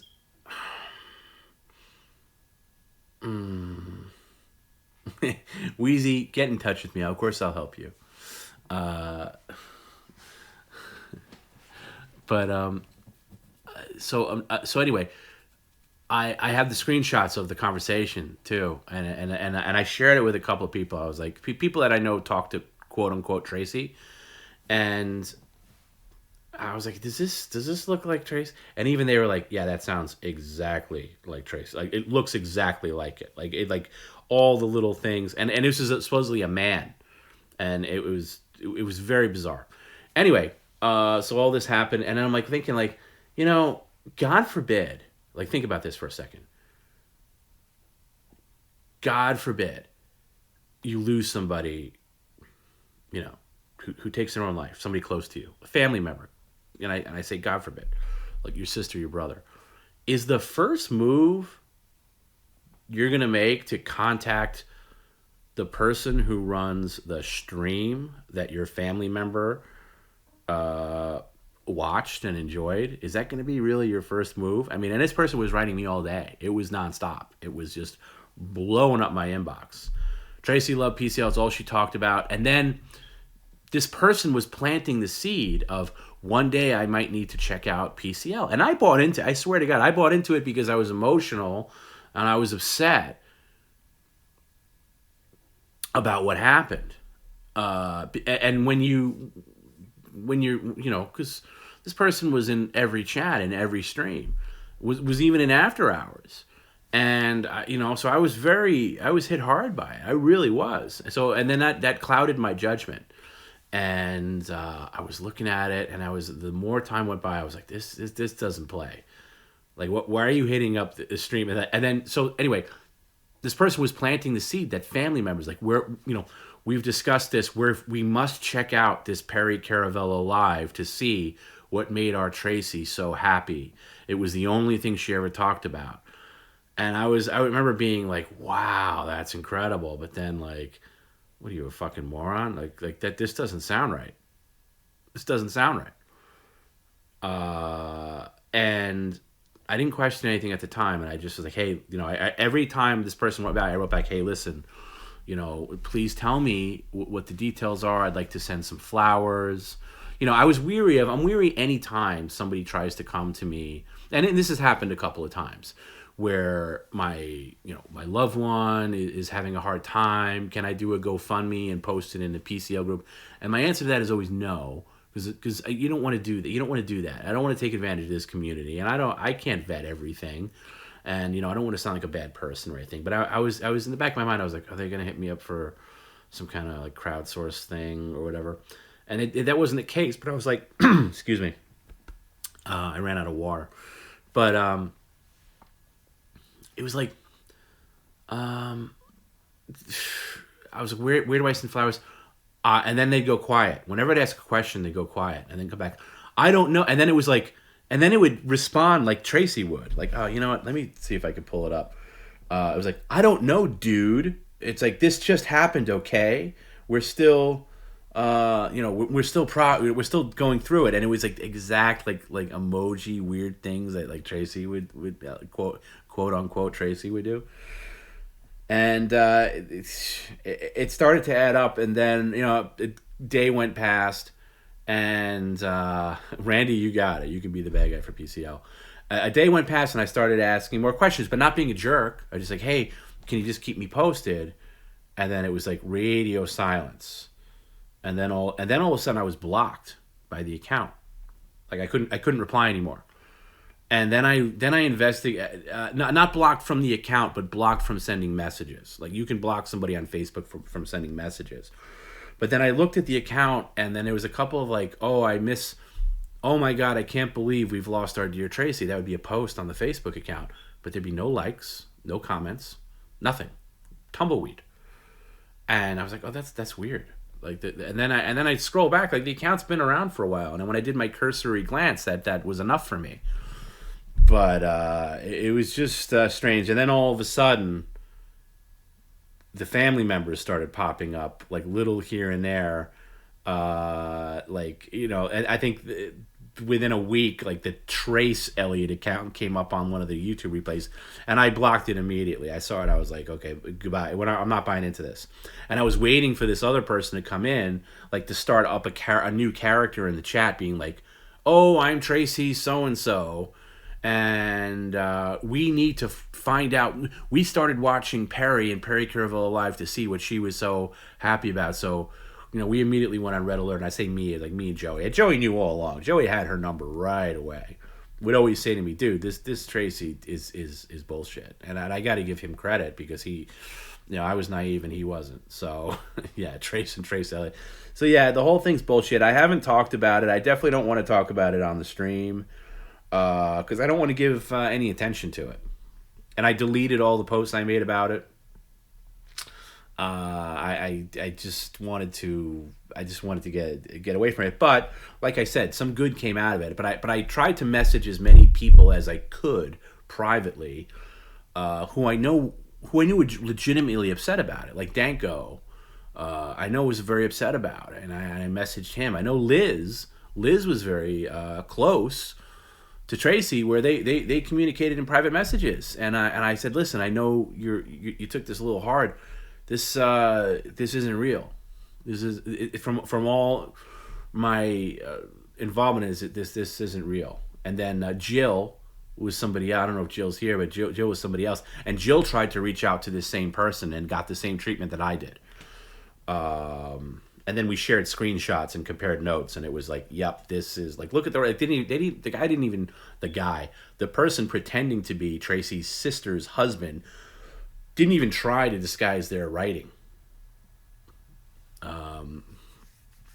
So yeah, Randy, I didn't message you. I sorry about that. I didn't know you were so gravely affected.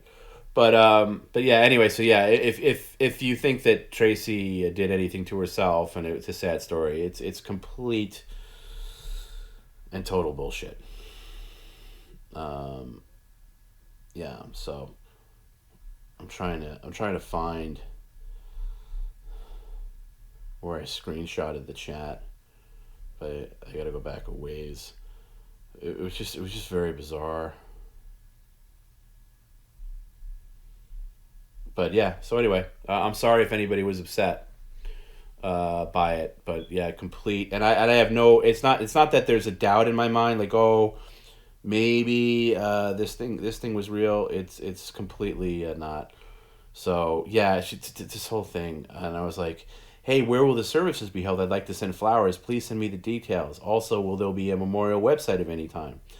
And then I get screamed at, dude, it's too soon. Like I know. She wanted to cremate her soul. I'll keep you posted. And then right before that, she said, oh, the irony. Tracy, by the way, think about this too. So we're supposed to believe that Tracy worked in a morgue, right, with dead bodies, and then also was this like dominatrix. Like that didn't click for anybody as complete bullshit. But anyway, she's like, yeah, Tracy's body is now at the very morgue where she worked every night, and like trying to craft a story now, like post mortem, and it was just like, and that hit me wrong too. Like, why would the brother-in-law be drawing ironies here and trying to make a story about it? Like, you're trying to put a button on her story. Like, the person, and I understand, look, to be, yeah, total cringe, right? Like, that's so cringe. And like, look, like, just scroll through the chat here. Look at the names here. The names we, Pat Moriarty and, Belushi Sushi, all every Wheezy Jefferson, all these characters, in a way, your username represents some kind of character, and this person had a character, and what they wanted to do was kill the character off, and maybe come back under on another thing, but it's just, there's ways to go about that. There's better ways to do that. Better ways to do that rather than messing with people. And what I really take offense to, Spooky Sammy, yeah. What I take offense to is somebody taking advantage of the kind nature of this community and making people upset. And this was like Thanksgiving, going into Thanksgiving week. And I'm telling you, man, like that Tuesday, I was wrecked. I really was. Like, I was wrecked. And because I wasn't thinking clearly, and it really, I got to thank Joey for really pulling me out of it, and because I, like an idiot, I bought the story, and then yeah, I bought it too. Like, I thought it was real, and I didn't really talk to her that much. I say her, but every time I say her or Tracy, consider it in quotes because it's probably some dude, but some whacked out, and whoever played the part of Tracy and did this whole thing, obviously there's something very, very wrong with them, and there is sympathy that needs to be put there. There's definitely some kind of severe mental illness there that I have empathy for, but this is fucked up. This is going too far, and you're taking advantage of our empathy. We've worked very hard to build up a community here. Whether it be in Discord, whether it be in the Twitch chat, whether it be wherever, Facebook, in and out of the various ways that we all communicate. I feel like we have, certain people's personalities, and and what I really enjoy is like, even with like the tip comments, some people send in tip comments to make other people in the community laugh, not necessarily have anything to do with Perry. They deliberately know it's going to fly over Perry's head, but they do it because, this will make Belushi laugh, or this will make, whoever, laugh, or this one's for Mo and Drip, or whatever.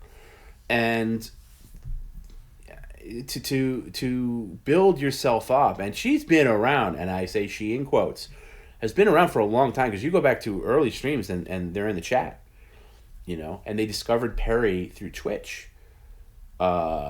So yeah, you don't know. It's like being a hitchhiker. It's like being a driver on a road, like the one you see on the screen right now, and who knows who you're going to pick up along the way.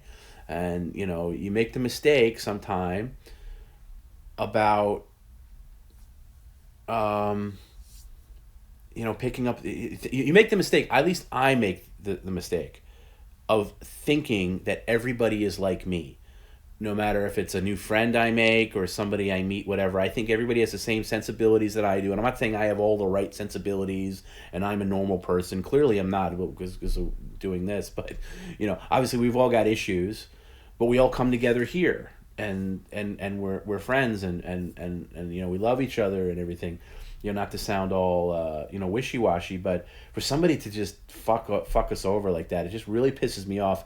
And I didn't make any post about it like, hey, this was all bullshit, because I just didn't want to give them any attention, because this is somebody, and they might be listening right now, enjoying the fact that we're talking about them. This person wanted to hear their own eulogy, is what they wanted. They wanted to hear people be in despair about their departure, whether it real or perceived. They wanted to hear all the people that are upset, like, oh, like, I'm sure they got off on it. They might have a troll account in the Perry Caravello Live Facebook group or in Discord where they monitored every single thing that people said about, this person. And it's just fucked. It's just fucked. And it's just like, and fuck you. Seriously, fuck you. Wheezy says, Tracy's story was the icing on the cake for the worst Thanksgiving I ever had. And yeah, and I'm sorry. I really feel bad because I think by that Wednesday I knew it was definitely bullshit. And I'm sorry. I'm sorry I didn't get to everybody to kind of tell them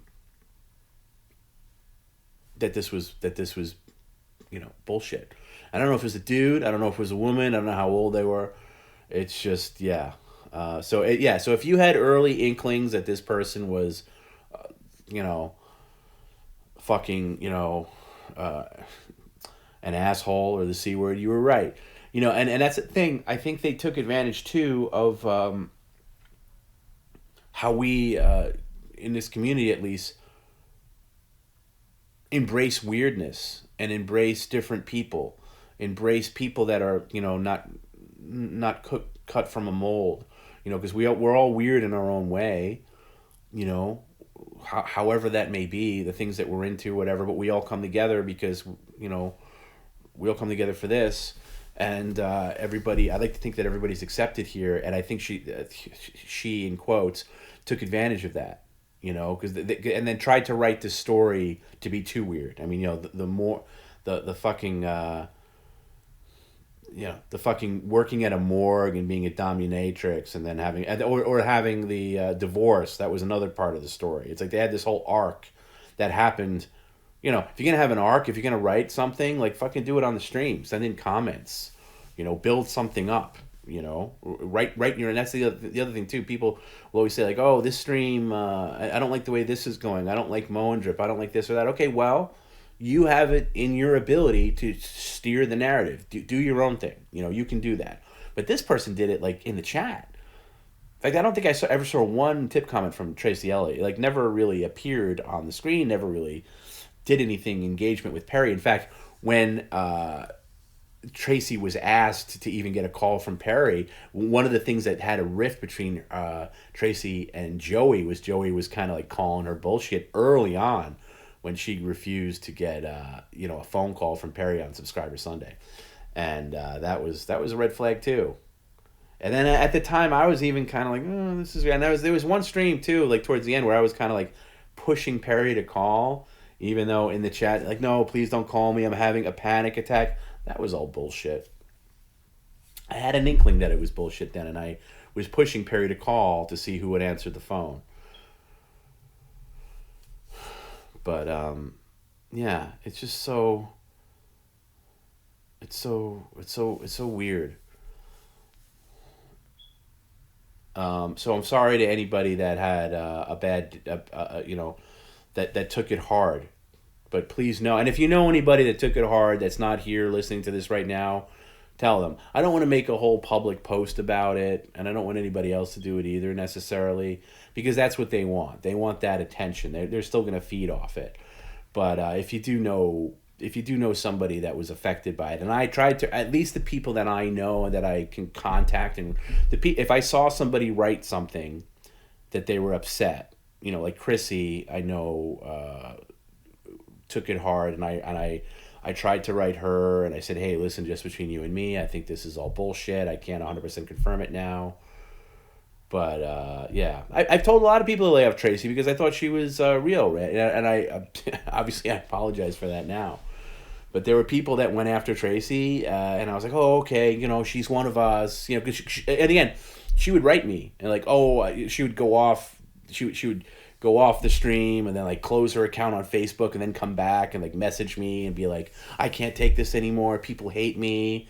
And I'm like, no, that's okay, nobody hates you. But I'm like, like on top of everything else I got to deal with this. But I try to be cool with everybody. But man, yeah. So yeah. Anyway, complete bullshit. I don't know how. I think it was complete nonsense. Yeah, how would you not want a free phone call from Perry, right? So yeah, it's just it's complete. And that's funny. I'm just looking at that account now that wrote me. I have no way of writing back because again, yeah, and I wasn't even a dick in the chat either. I was just asking questions. I was like, hey, please let me know the details. And then when the questions get too hard, they just kind of they go away. And it's not just me. Several people tried to contact this person and got the same treatment. You know, just disappeared. So I'm actually trying to see if the Facebook profile is still active. And that fucking beep is back and it's driving me crazy. Yeah, the last is uh, last tweet, not tweet, the last Facebook post is November 22nd. I miss you, Tracy. Weirdest chick I ever got to meet. I hope your soul will find some peace, darling. And it's written exactly like Tracy wrote, like with a lot of like ellipsis and dots and hearts. Like, not too many men write with hearts. No like, no comment. Here's Tracy's favorite tune. We all loved you, Tracy. And then like dot dot dot arrow, like weird typing like Tracy would do. No likes, no comments. And then the first post about this is with pain in our heart, and this is written like Tracy writes with arrows and emojis and a bunch of shit. Tracy Elliott ended her life 2 days ago. I hope you find peace in your heart, sweetheart. No likes, no comments. Arrows, arrows, emoji, emoji, and yeah, it just it. Look, whoever was behind that is just fucking beyond cringe, beyond fucked, and and part of me feels sorry for a person that has to do that. But what I really take grave offense to is I take very strong pride in this community that we built up, and I'm very protective of the people in here, and very respectful of everybody here, and appreciative and gratified. And I don't want us fucked with. You know what I mean? Like somebody like that. Like somebody could fuck. Look, you're gonna get a troll come in every now and then and say, "Hey, this sucks," or "TomB sucks," or blah blah blah. That's fine. That's different. This is on another level. Another level. I hope you're well too, Midwest Gaming. I'm very well, except for my battery and my smoke alarm and some mystery location in my house that's going on and driving me crazy. But I hope you're well too, and I hope you have a Merry Christmas and a Happy New Year. But yeah, so I guess you can call it a weird catfish. And luckily, this person never really contacted Perry. From what I gather, I mean, he gets hit up on email and stuff all the time, and or other Instagram or whatever, and I don't know, but like, what was the end game? Like, what was the point of it? You know what I mean? Like, just to have this, maybe they just got bored of the character they created. You know, it's just it's obscenely selfish and sociopathic and all those labels. So yeah. Anyway, don't have any bad feeling. Don't feel. I'm sorry for anybody that had a rough time that week because of it. And if it kept you up at night, if it bothered you, I'm really sorry. And maybe I should have made an announcement on the stream or something like that. I just didn't want to. I didn't want to give them any attention. I just wanted it to go away. Because that it's one of the first things Joey said to me when I mentioned it. I said, because I sent him a screenshot from the announcement. He was like, "Don't you fucking dare do a tribute to Tracy on the next stream. Don't even don't you and before I even really put two and two together." And of course he was right, and I didn't mention it at all. I didn't even tell Perry about it. I don't think so.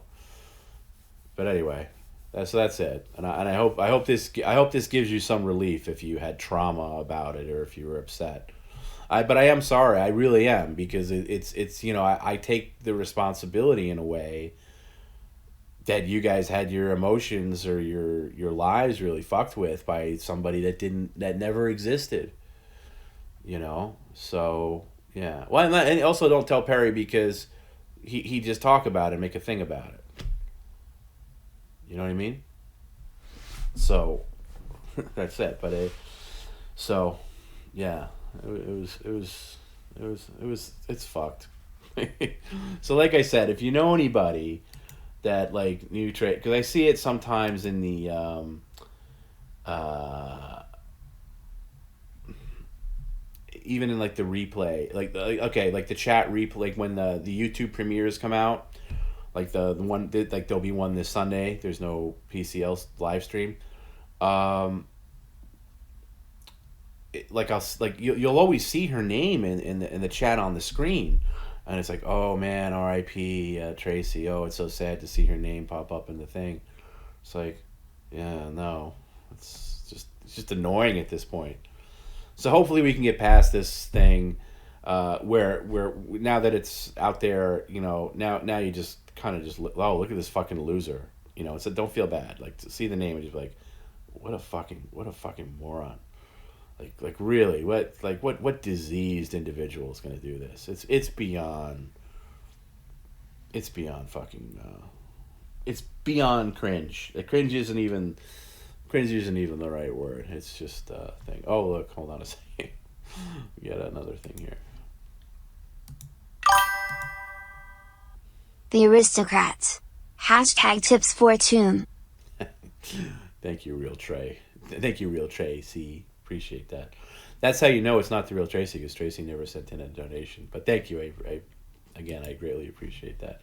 I gotta see if I can get those to pop up on this screen, but I can't do that now.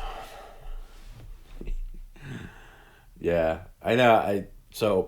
I'm sorry that it seems like there's a lot of people out there that didn't know this. I thought it was kind of, I hoped the word would spread in the PCL community kind of underground.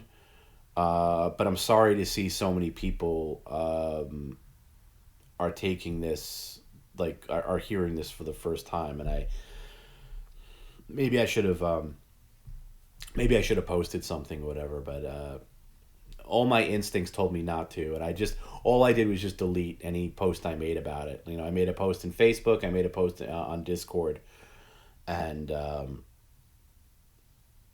when I wrote it, I was very emotional about it. I was like, man, this is heavy, and you know, then I immediately regretted it. I immediately, no, I shouldn't say immediately, but once things started clicking later that day, I was like, ooh, I probably should have sat on this for a minute.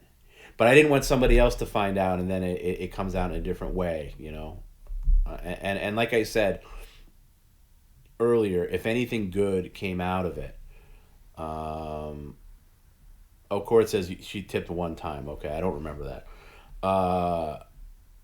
And by the way, I'm not saying that everybody needs to tip, or I'm not making that correlation. I'm just saying that, you know, she mainly existed in the chat. She in quotes, but if anything good comes out of it, it's the fact that we made it an emphatic point that if anybody was feeling lousy, and it's, of course, this time of year, a lot of people feel lousy, and like, you know, this is, I would like to think this is a nice community to be a part of. And that's the one thing, you know, we've really tried to foster, is like, we don't put up with bullshit or whatever. It's like, it's not that kind of place. The shit that goes on in other chats and other communities is not going to go on here. You know, you're not going to be looked down upon. You're not going to be, you know, everybody is here for the same reason. And it doesn't matter what your differences are, you know, not to sound all hippie, because I'm not, but, you know, that's what I like this community to be. So if anything good came out of it, it's the fact that you can always reach out to somebody. You have friends here, you have people that care about you, and if, God forbid, you're ever in like a desperate state or whatever, you reach out to, at least, you know, reach out to somebody. I mean, obviously, you know, reach out to your loved ones and everything like that, but you have people in this community. So that's the only thing that as a result, I know, like, somebody even created like a sub forum on Discord to, like, you know, if you're having a problem, whatever. That's cool. So, yeah. But yeah, won't give them any more attention. But since it came up, that's it. You know, I'm not gonna. This will be the one and only time I talk about it. I think I mentioned. No, I don't think I mentioned it like talking about it, but I did. There was on one of the YouTube replays. I just happened to be in the chat, the live chat, and somebody had mentioned Tracy. I was like, hey, by the way, that was bullshit. Just so you guys know, this was complete nonsense. So now you guys know, and I feel legitimately bad if somebody took that for real. And I say this with 100% certainty. By the way, there's no doubt in my mind that this wasn't completely fabricated.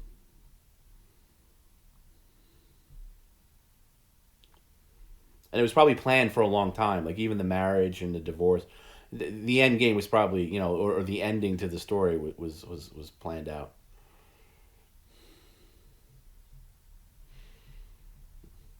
What about my EU hater that sends me the same paragraph year in and year out? That person is not as creative, to be quite honest with you. That guy's a one-trick pony.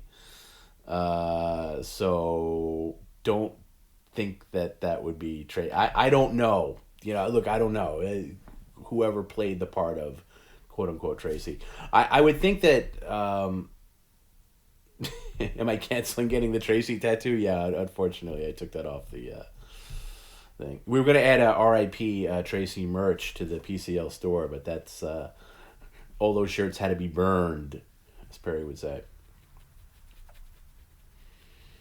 But just for the fact that this Tracy person, whoever played the part, couldn't even do another character and write me in a normal fashion, lends me to believe that they're not really, like, you know, contributing in other areas under a different name, because they clearly can't, you know, they clearly can't, you know, it's such a lack of self-awareness to think that everybody else is so stupid. And that's the other thing too that insulted me. And like, wow, you must think I'm a fucking moron. Like, you really must think I'm a moron. Like having me buy this. Which I was early on, because you played on my emotions. So anyway, that's enough about. Let's get back to fast food. You know, Arby's apparently had a McRib competitor that I never got to try. Apparently there was people were championing me like, hey, enough about this McRib shit. Arby's has like this rib sandwich that's really good, but they must have been out for like a month, because when I looked at the Arby's website, it was gone. So that's too bad.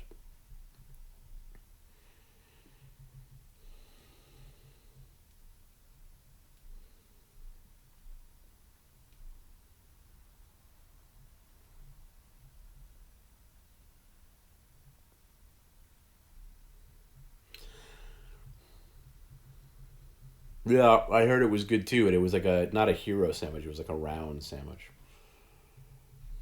Oh, cool! You got your PCL hoodie. It's a 10-5. So yeah, I'm actually wearing it right now. We're gonna get if it hasn't been added already, we're gonna add a thicker one, like a more warming hoodie, in addition to the premium like Cali hoodie that's on there now. And other things.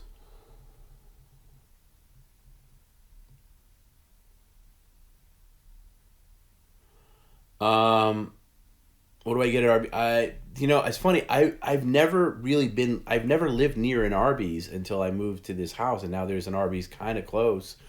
Yeah, the roast beef and cheddar is the way to go, because that reminds me of like Roy Rogers fast food places, which I grew up with, and I would get the roast beef and cheese. So yeah, the roast beef and cheese, and there's like there's a version of that where you can double stack it, like an insane amount of roast beef. Their Reuben is actually surprisingly good for a fast food place. That like their Reuben is not terrible.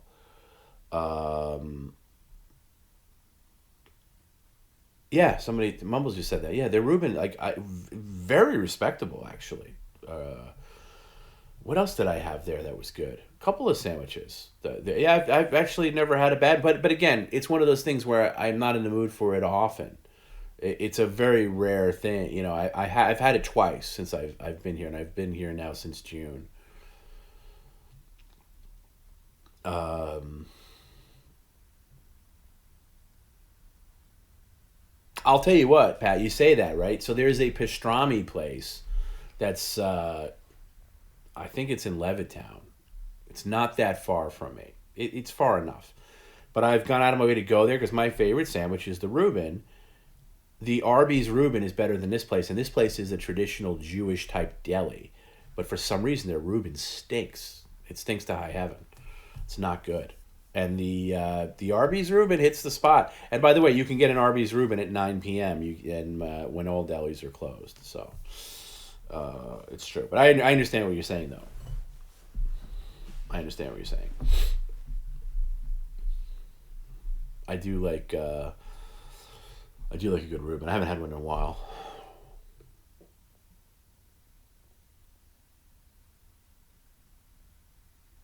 A long time ago, Korth asked Perry what his favorite sandwich was in the stream, but he just could. Yeah, Perry can't handle direct questions. I mean, he could. Like, what was it like? Was it last week or the week before where he couldn't think of one Robert De Niro movie? Like, he couldn't think of one. He's bad on the spot. He's bad on the spot. Anything is from Arby's is great if you add horsey sauce. What is that? I've never had that. Italian or kosher deli? Kosher deli.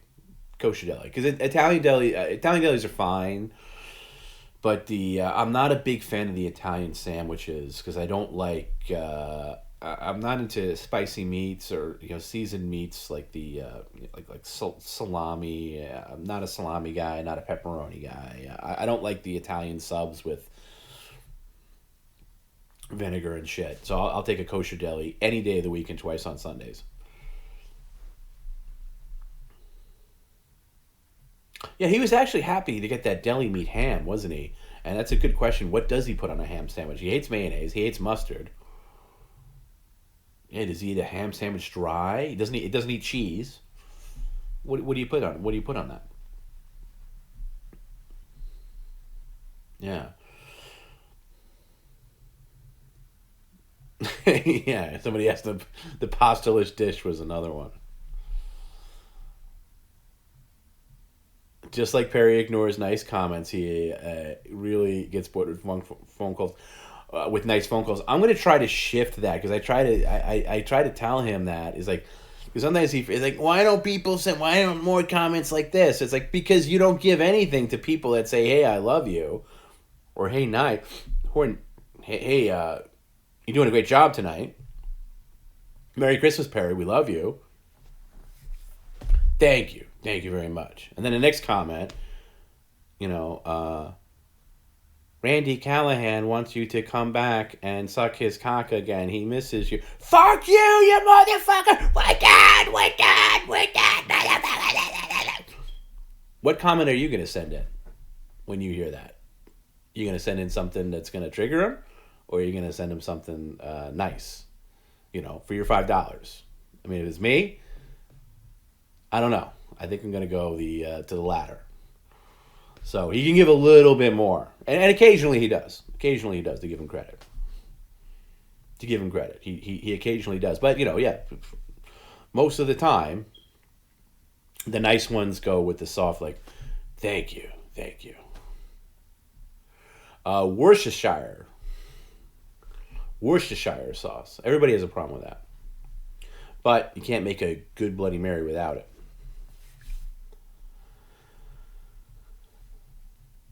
I have there's funny. I don't have so much of a problem with that word, but there are words I have a problem with, and one of the words was always statistics. I've kind of conquered it now, but there was many years, like I do not as much lately, but I did a lot of voiceover work, and whenever I saw I'd be doing like an ad copy for like a radio commercial, and I would see the word statistics and I would just shiver. I'm like, oh my God, I'm not going to be able to get it out. And I would stutter. I'd be like, statistics. Stammer would be more of it. I'm not a stutterer, but like I'll stammer if I'm searching for a thought or trying to get around it. Yeah, he'll yawn at the nice callers. Yeah. Or there was one where I forget what it was. I felt so bad for the caller, like, whatever. It's like, dude, you're putting me to sleep over here. All right, I gotta go. You're putting me to sleep. Perry's saying that to you. You've been burned.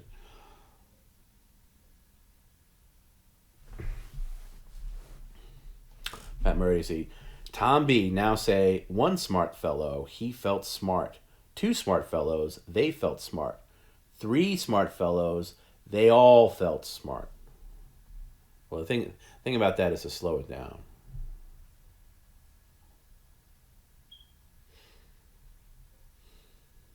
Fucking beep.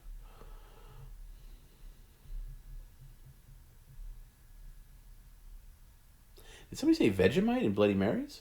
No. That can't be.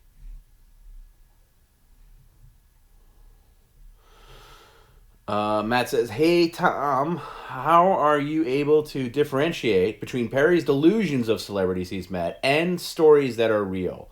The Nancy Pelosi traffic court judge delusion is hilarious. Yeah, I'm kind of in the same boat as you guys. You just got to pick and choose. It's somewhere in the middle. Maybe that judge had the last name that starts with P and looked a little bit like Nancy Pelosi now, and he doesn't put it together. That's my only theory with that one. It's like the Kevin Spacey thing, and we talked about that recently. It's hard. I might have an edge on some people where although, having said that, I was about to say I know Perry a little better, but there are some people like Belushi who have like a master's doctorate going for Perryisms that are really really smart analysis that I even don't think of, and I talk to him all the time. So I try to think like him sometimes, and it doesn't always work out. But I just think he mishmashes memories. This is a guy that thinks he met Rick Dalton from Once Upon a Time in Hollywood at a golf tournament in the 70s in Palm Springs. Have a drink. Ollie says he's a master at making Bloody Marys. Well, you were in a chat with a couple of people because Robert, Ali the Cat, is also a master at making Bloody Marys, and as am I. And so we should all compare our recipes. My big secret to Bloody Mary is, a couple of things. You got to start out with a good base, and I always go with V8, regular V8, not the Bloody Mary mix V8. That's horse shit. And Worcestershire sauce and all that regular stuff. But you got to use a blender. And you need the taste of some things in a Bloody Mary. First of all, use good vodka. That's also important. Good vodka, and I guess this if you want to use the spicy V8, it's acceptable. But I think you make your own spice with a Bloody Mary. I would use regular V8, okay? And what I do, I'm just gonna say my recipe, from memory. I haven't made it in a while, but I when I'm gonna make a Bloody Mary, I put the V8 in the freezer, not to freeze it, but to get it ice cold right before the point of freezing. Because a lot of problems with Bloody Marys is they're room temperature and they don't taste good. It needs to taste good, so it needs to be cold in order to taste good. So put it in the freezer to prep. So you want to make it as cold as possible, but not to the point of freezing. Don't let it freeze. Okay? Now, garnishing the drink is a different story. I'm just going to talk about the drink itself. You can garnish it any way you want. You could put beef sticks in there. You could put... I don't think I buy the Vegemite thing, but I could try it. But okay, so beef sticks, cheese, whatever. That's all stuff you add to it. I'm just talking about the drink. Now, and also the vodka Bloody Mary, the vodka V8 mix is going to be depending on taste. Now I usually go 75% V8, 25% vodka. Sometimes I go 70-30. Sometimes 50-50, but you don't want the vodka to overwhelm it. And yes, I'll write it down and put it on Facebook. I'll do a video of it at some point. I'll literally do a video and take you through it. But this is all personal taste. But quality vodka like a Kettle One or Belvedere is good. But you could go cheaper, but don't go bottom of the barrel. Don't get Smirnoff. You know, get vodka that comes in a glass bottle. Don't get vodka that's served in plastic. No, I never tried a Caesar. And I don't like tomato. What is it called? Tamalio? I don't like that either. And I don't like pre-mixed Bloody Marys. I tried them all. I've arrived at the best thing. So anyway, but this is where it gets good. I even during the pandemic, during lockdown specifically, I started making my own bacon-infused vodka just for Bloody Marys, but using Kettle One as a base. Now you can buy bacon flavored vodka, but if you can look up how to make bacon infused vodka. You just literally put bacon in a jar with vodka, then you put it in the freezer for like 5 days or whatever, and it comes out. A lot of people say Clamato. I prefer V8, but you could also do a very good Bloody Mary with Clamato. So if you have your base chilled, my preference V8. Toss in some ice if it's not, but you need a blender. You need a good blender. I have a Vitamix, but if you don't have a Vitamix, just have a decent blender, not like Perry's piece of shit blender. And the ingredients need to be blended and pulverized, not stirred, not shaken. Pulverized. Okay? You want to pulverize these things. So you got your Worcestershire sauce. Put that in there, and it's the most important ingredient. It really is. Apply a liberal amount if you could to taste. You probably need more than you think. Okay. Now here's another thing that I put in there: dirty martini mix or olive juice. Now they'll sometimes sell dirty martini mix. It's pretty much olive juice, but if you could find the actual dirty martini mix, put that in there. You can get by with olive juice. The problem with olive juice is it's a little greasy.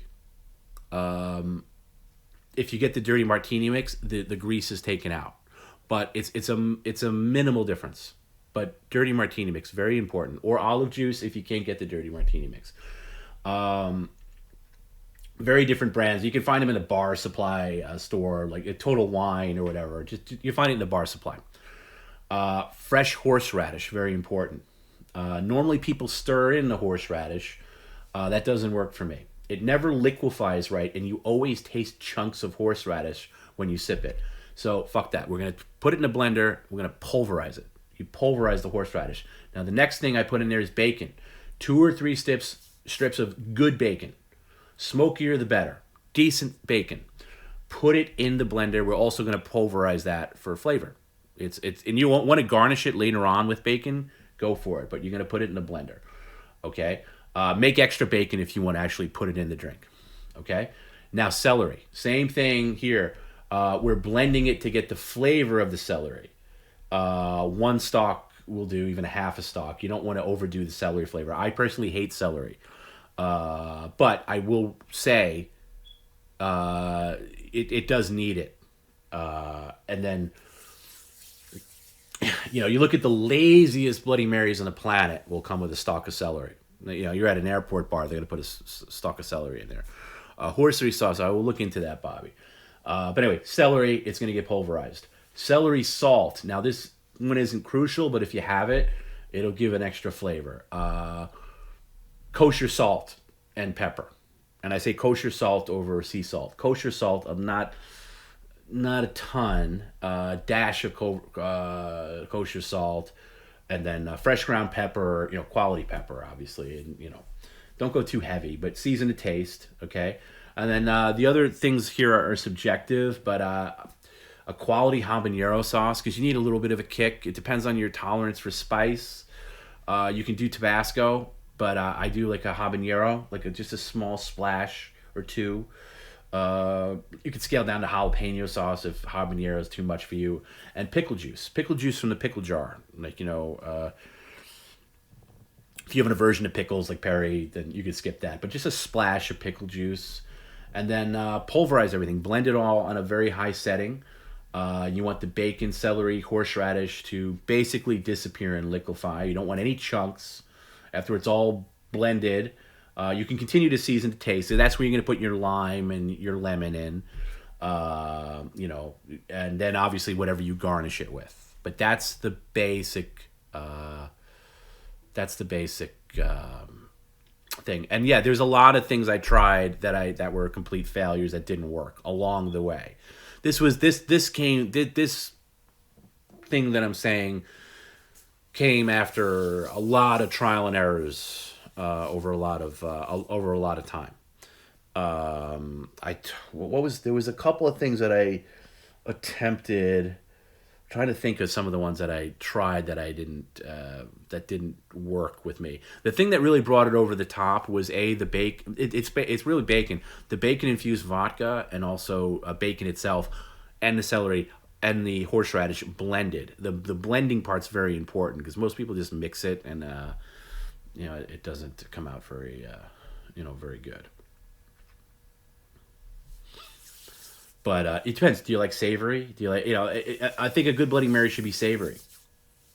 I tried tomato. You know what I tried earlier? I tried actual tomato, and then tomato, like peeled tomatoes, or like put like a half a tomato in there, or a different kind of tomatoes. Like I'd put in there like cherry tomatoes, or like just trying.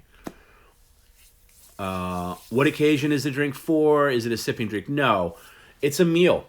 A Bloody Mary is a meal. A Bloody Mary should be like lunch. Like, honestly, during the height of lockdown, I lost my job. It's a day drinking drink. And I would have it every day at 4 o'clock. I'd make one or two. Every day at 4 o'clock. My girlfriend and I would do it. And it's a meal. A good Bloody Mary should be a meal. And that's what I can't stress the garnish enough, and that's one thing that Robert always did really well, is the garnish. I tried. It's funny you say soy, Robert. I tried soy. I tried teriyaki. A little bit of teriyaki didn't work either. It's a great weekend drink. It's a great winter drink. Now I burnt out on it.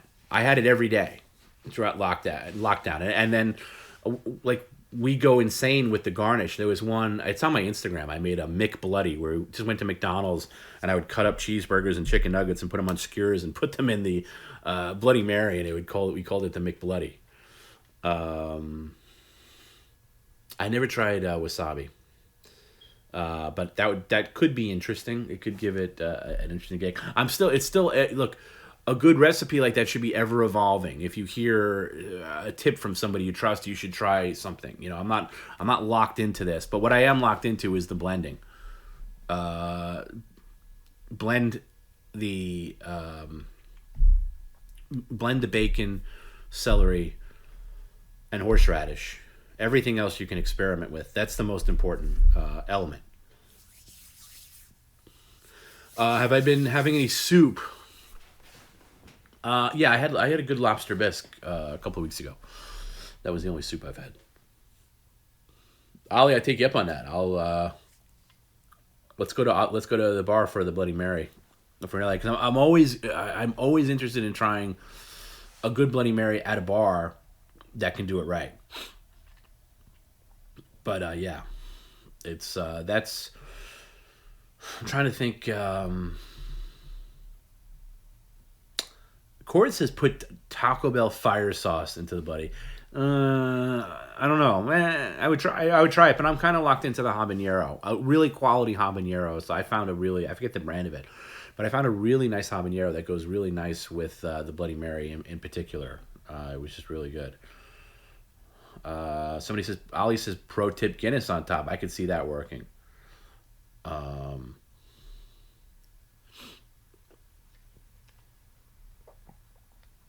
It's funny, I have this Bartesian now. The Bartesian's like the Keurig of cocktails, where it's just like you put pods in it and you have the booze all around it, and it makes you a cocktail. And there's a Bloody Mary mix, and I'm curious to try it just to see how lame it is. I think Bloody Mary might be the official drink of After Hours, yes. Absolutely. Because it's the only cocktail I know how to make really well. Like, I can make it okay this or that, but that's anytime I've given that to somebody, it's been great. I'm not a big Tom Collins guy, but I wouldn't turn it down if it was handed to me. I've never been golfing either, but I can imagine a Bloody Mary would be great if you were into golfing.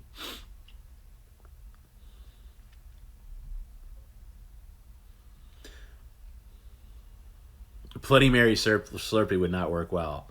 No. See, Johnny says I could live on Bloody Marys. I thought I could.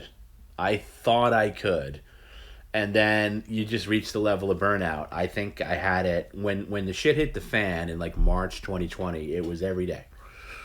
Twice a day. Set your watch to it. And shit. I think I went through all of the end of March and then all of April, and then once April was up, I think I had kind of overdone it.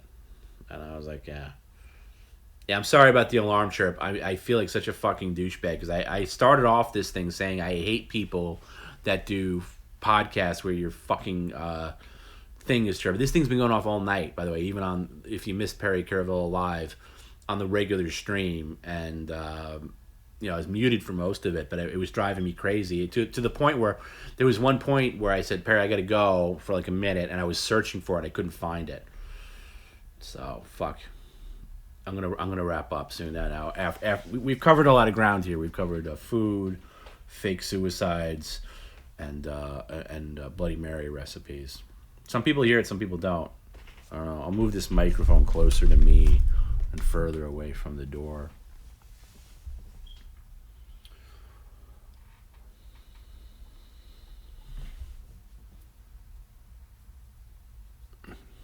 Yeah, don't microwave bread for 5 minutes if your smoke detector's out. Yeah, I know.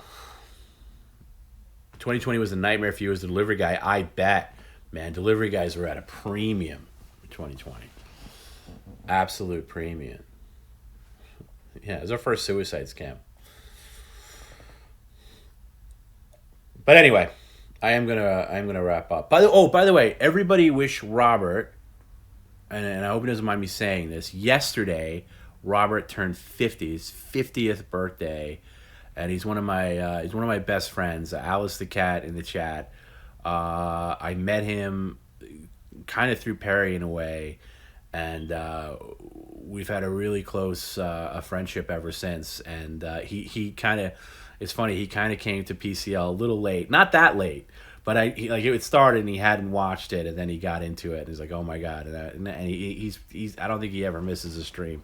So round of applause for Robert for turning 50. He's an awesome guy. And if there's ever when there is a PCL live event, you'll meet him. He's just a super guy. And he really taught me everything I knew about making a great Bloody Mary is really based on him. So happy birthday. It's a big one. And yeah, and Korath, that's Brian. I don't know his last name, and I probably wouldn't give it if I knew it. But yeah, big ups to Brian, and let's all have a good thought for Brian going through a rough time, and I'm sure hopefully he'll pull out of it, and maybe Perry can call him on a future Subscriber Sunday. And Shaft comes back just as we're saying goodbye. So we covered a lot of... Shaft, we talked about? We talked about Tracy and how that was all bullshit, because Shaft's another guy that knows. Yeah, I'm going to get Robert to Long Island at some point when I get my shit together.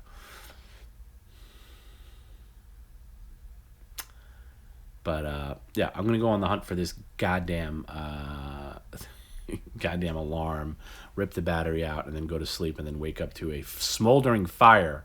So if you never hear from me again, it's because I made the crucial mistake of ripping out the battery and not replacing it. No, I'm gonna try to replace the battery if I have a 9-volt laying around. Anyway, so there's no stream on Sunday, as we said. There'll be a stream on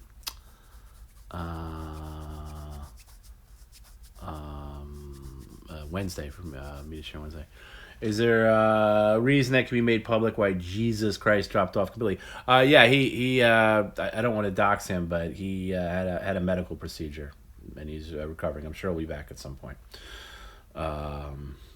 He's a bit eccentric, but a little bit of a shit stirrer in the Discord. But a very good guy, loyal PCL guy, and she'll be back. But yeah, he had a guy. I feel it's not my place to say, but he had a medical thing that was dealing with, and I'm sure he'll be on the mend and back soon. Yeah, ass surgery. That's the answer to everything.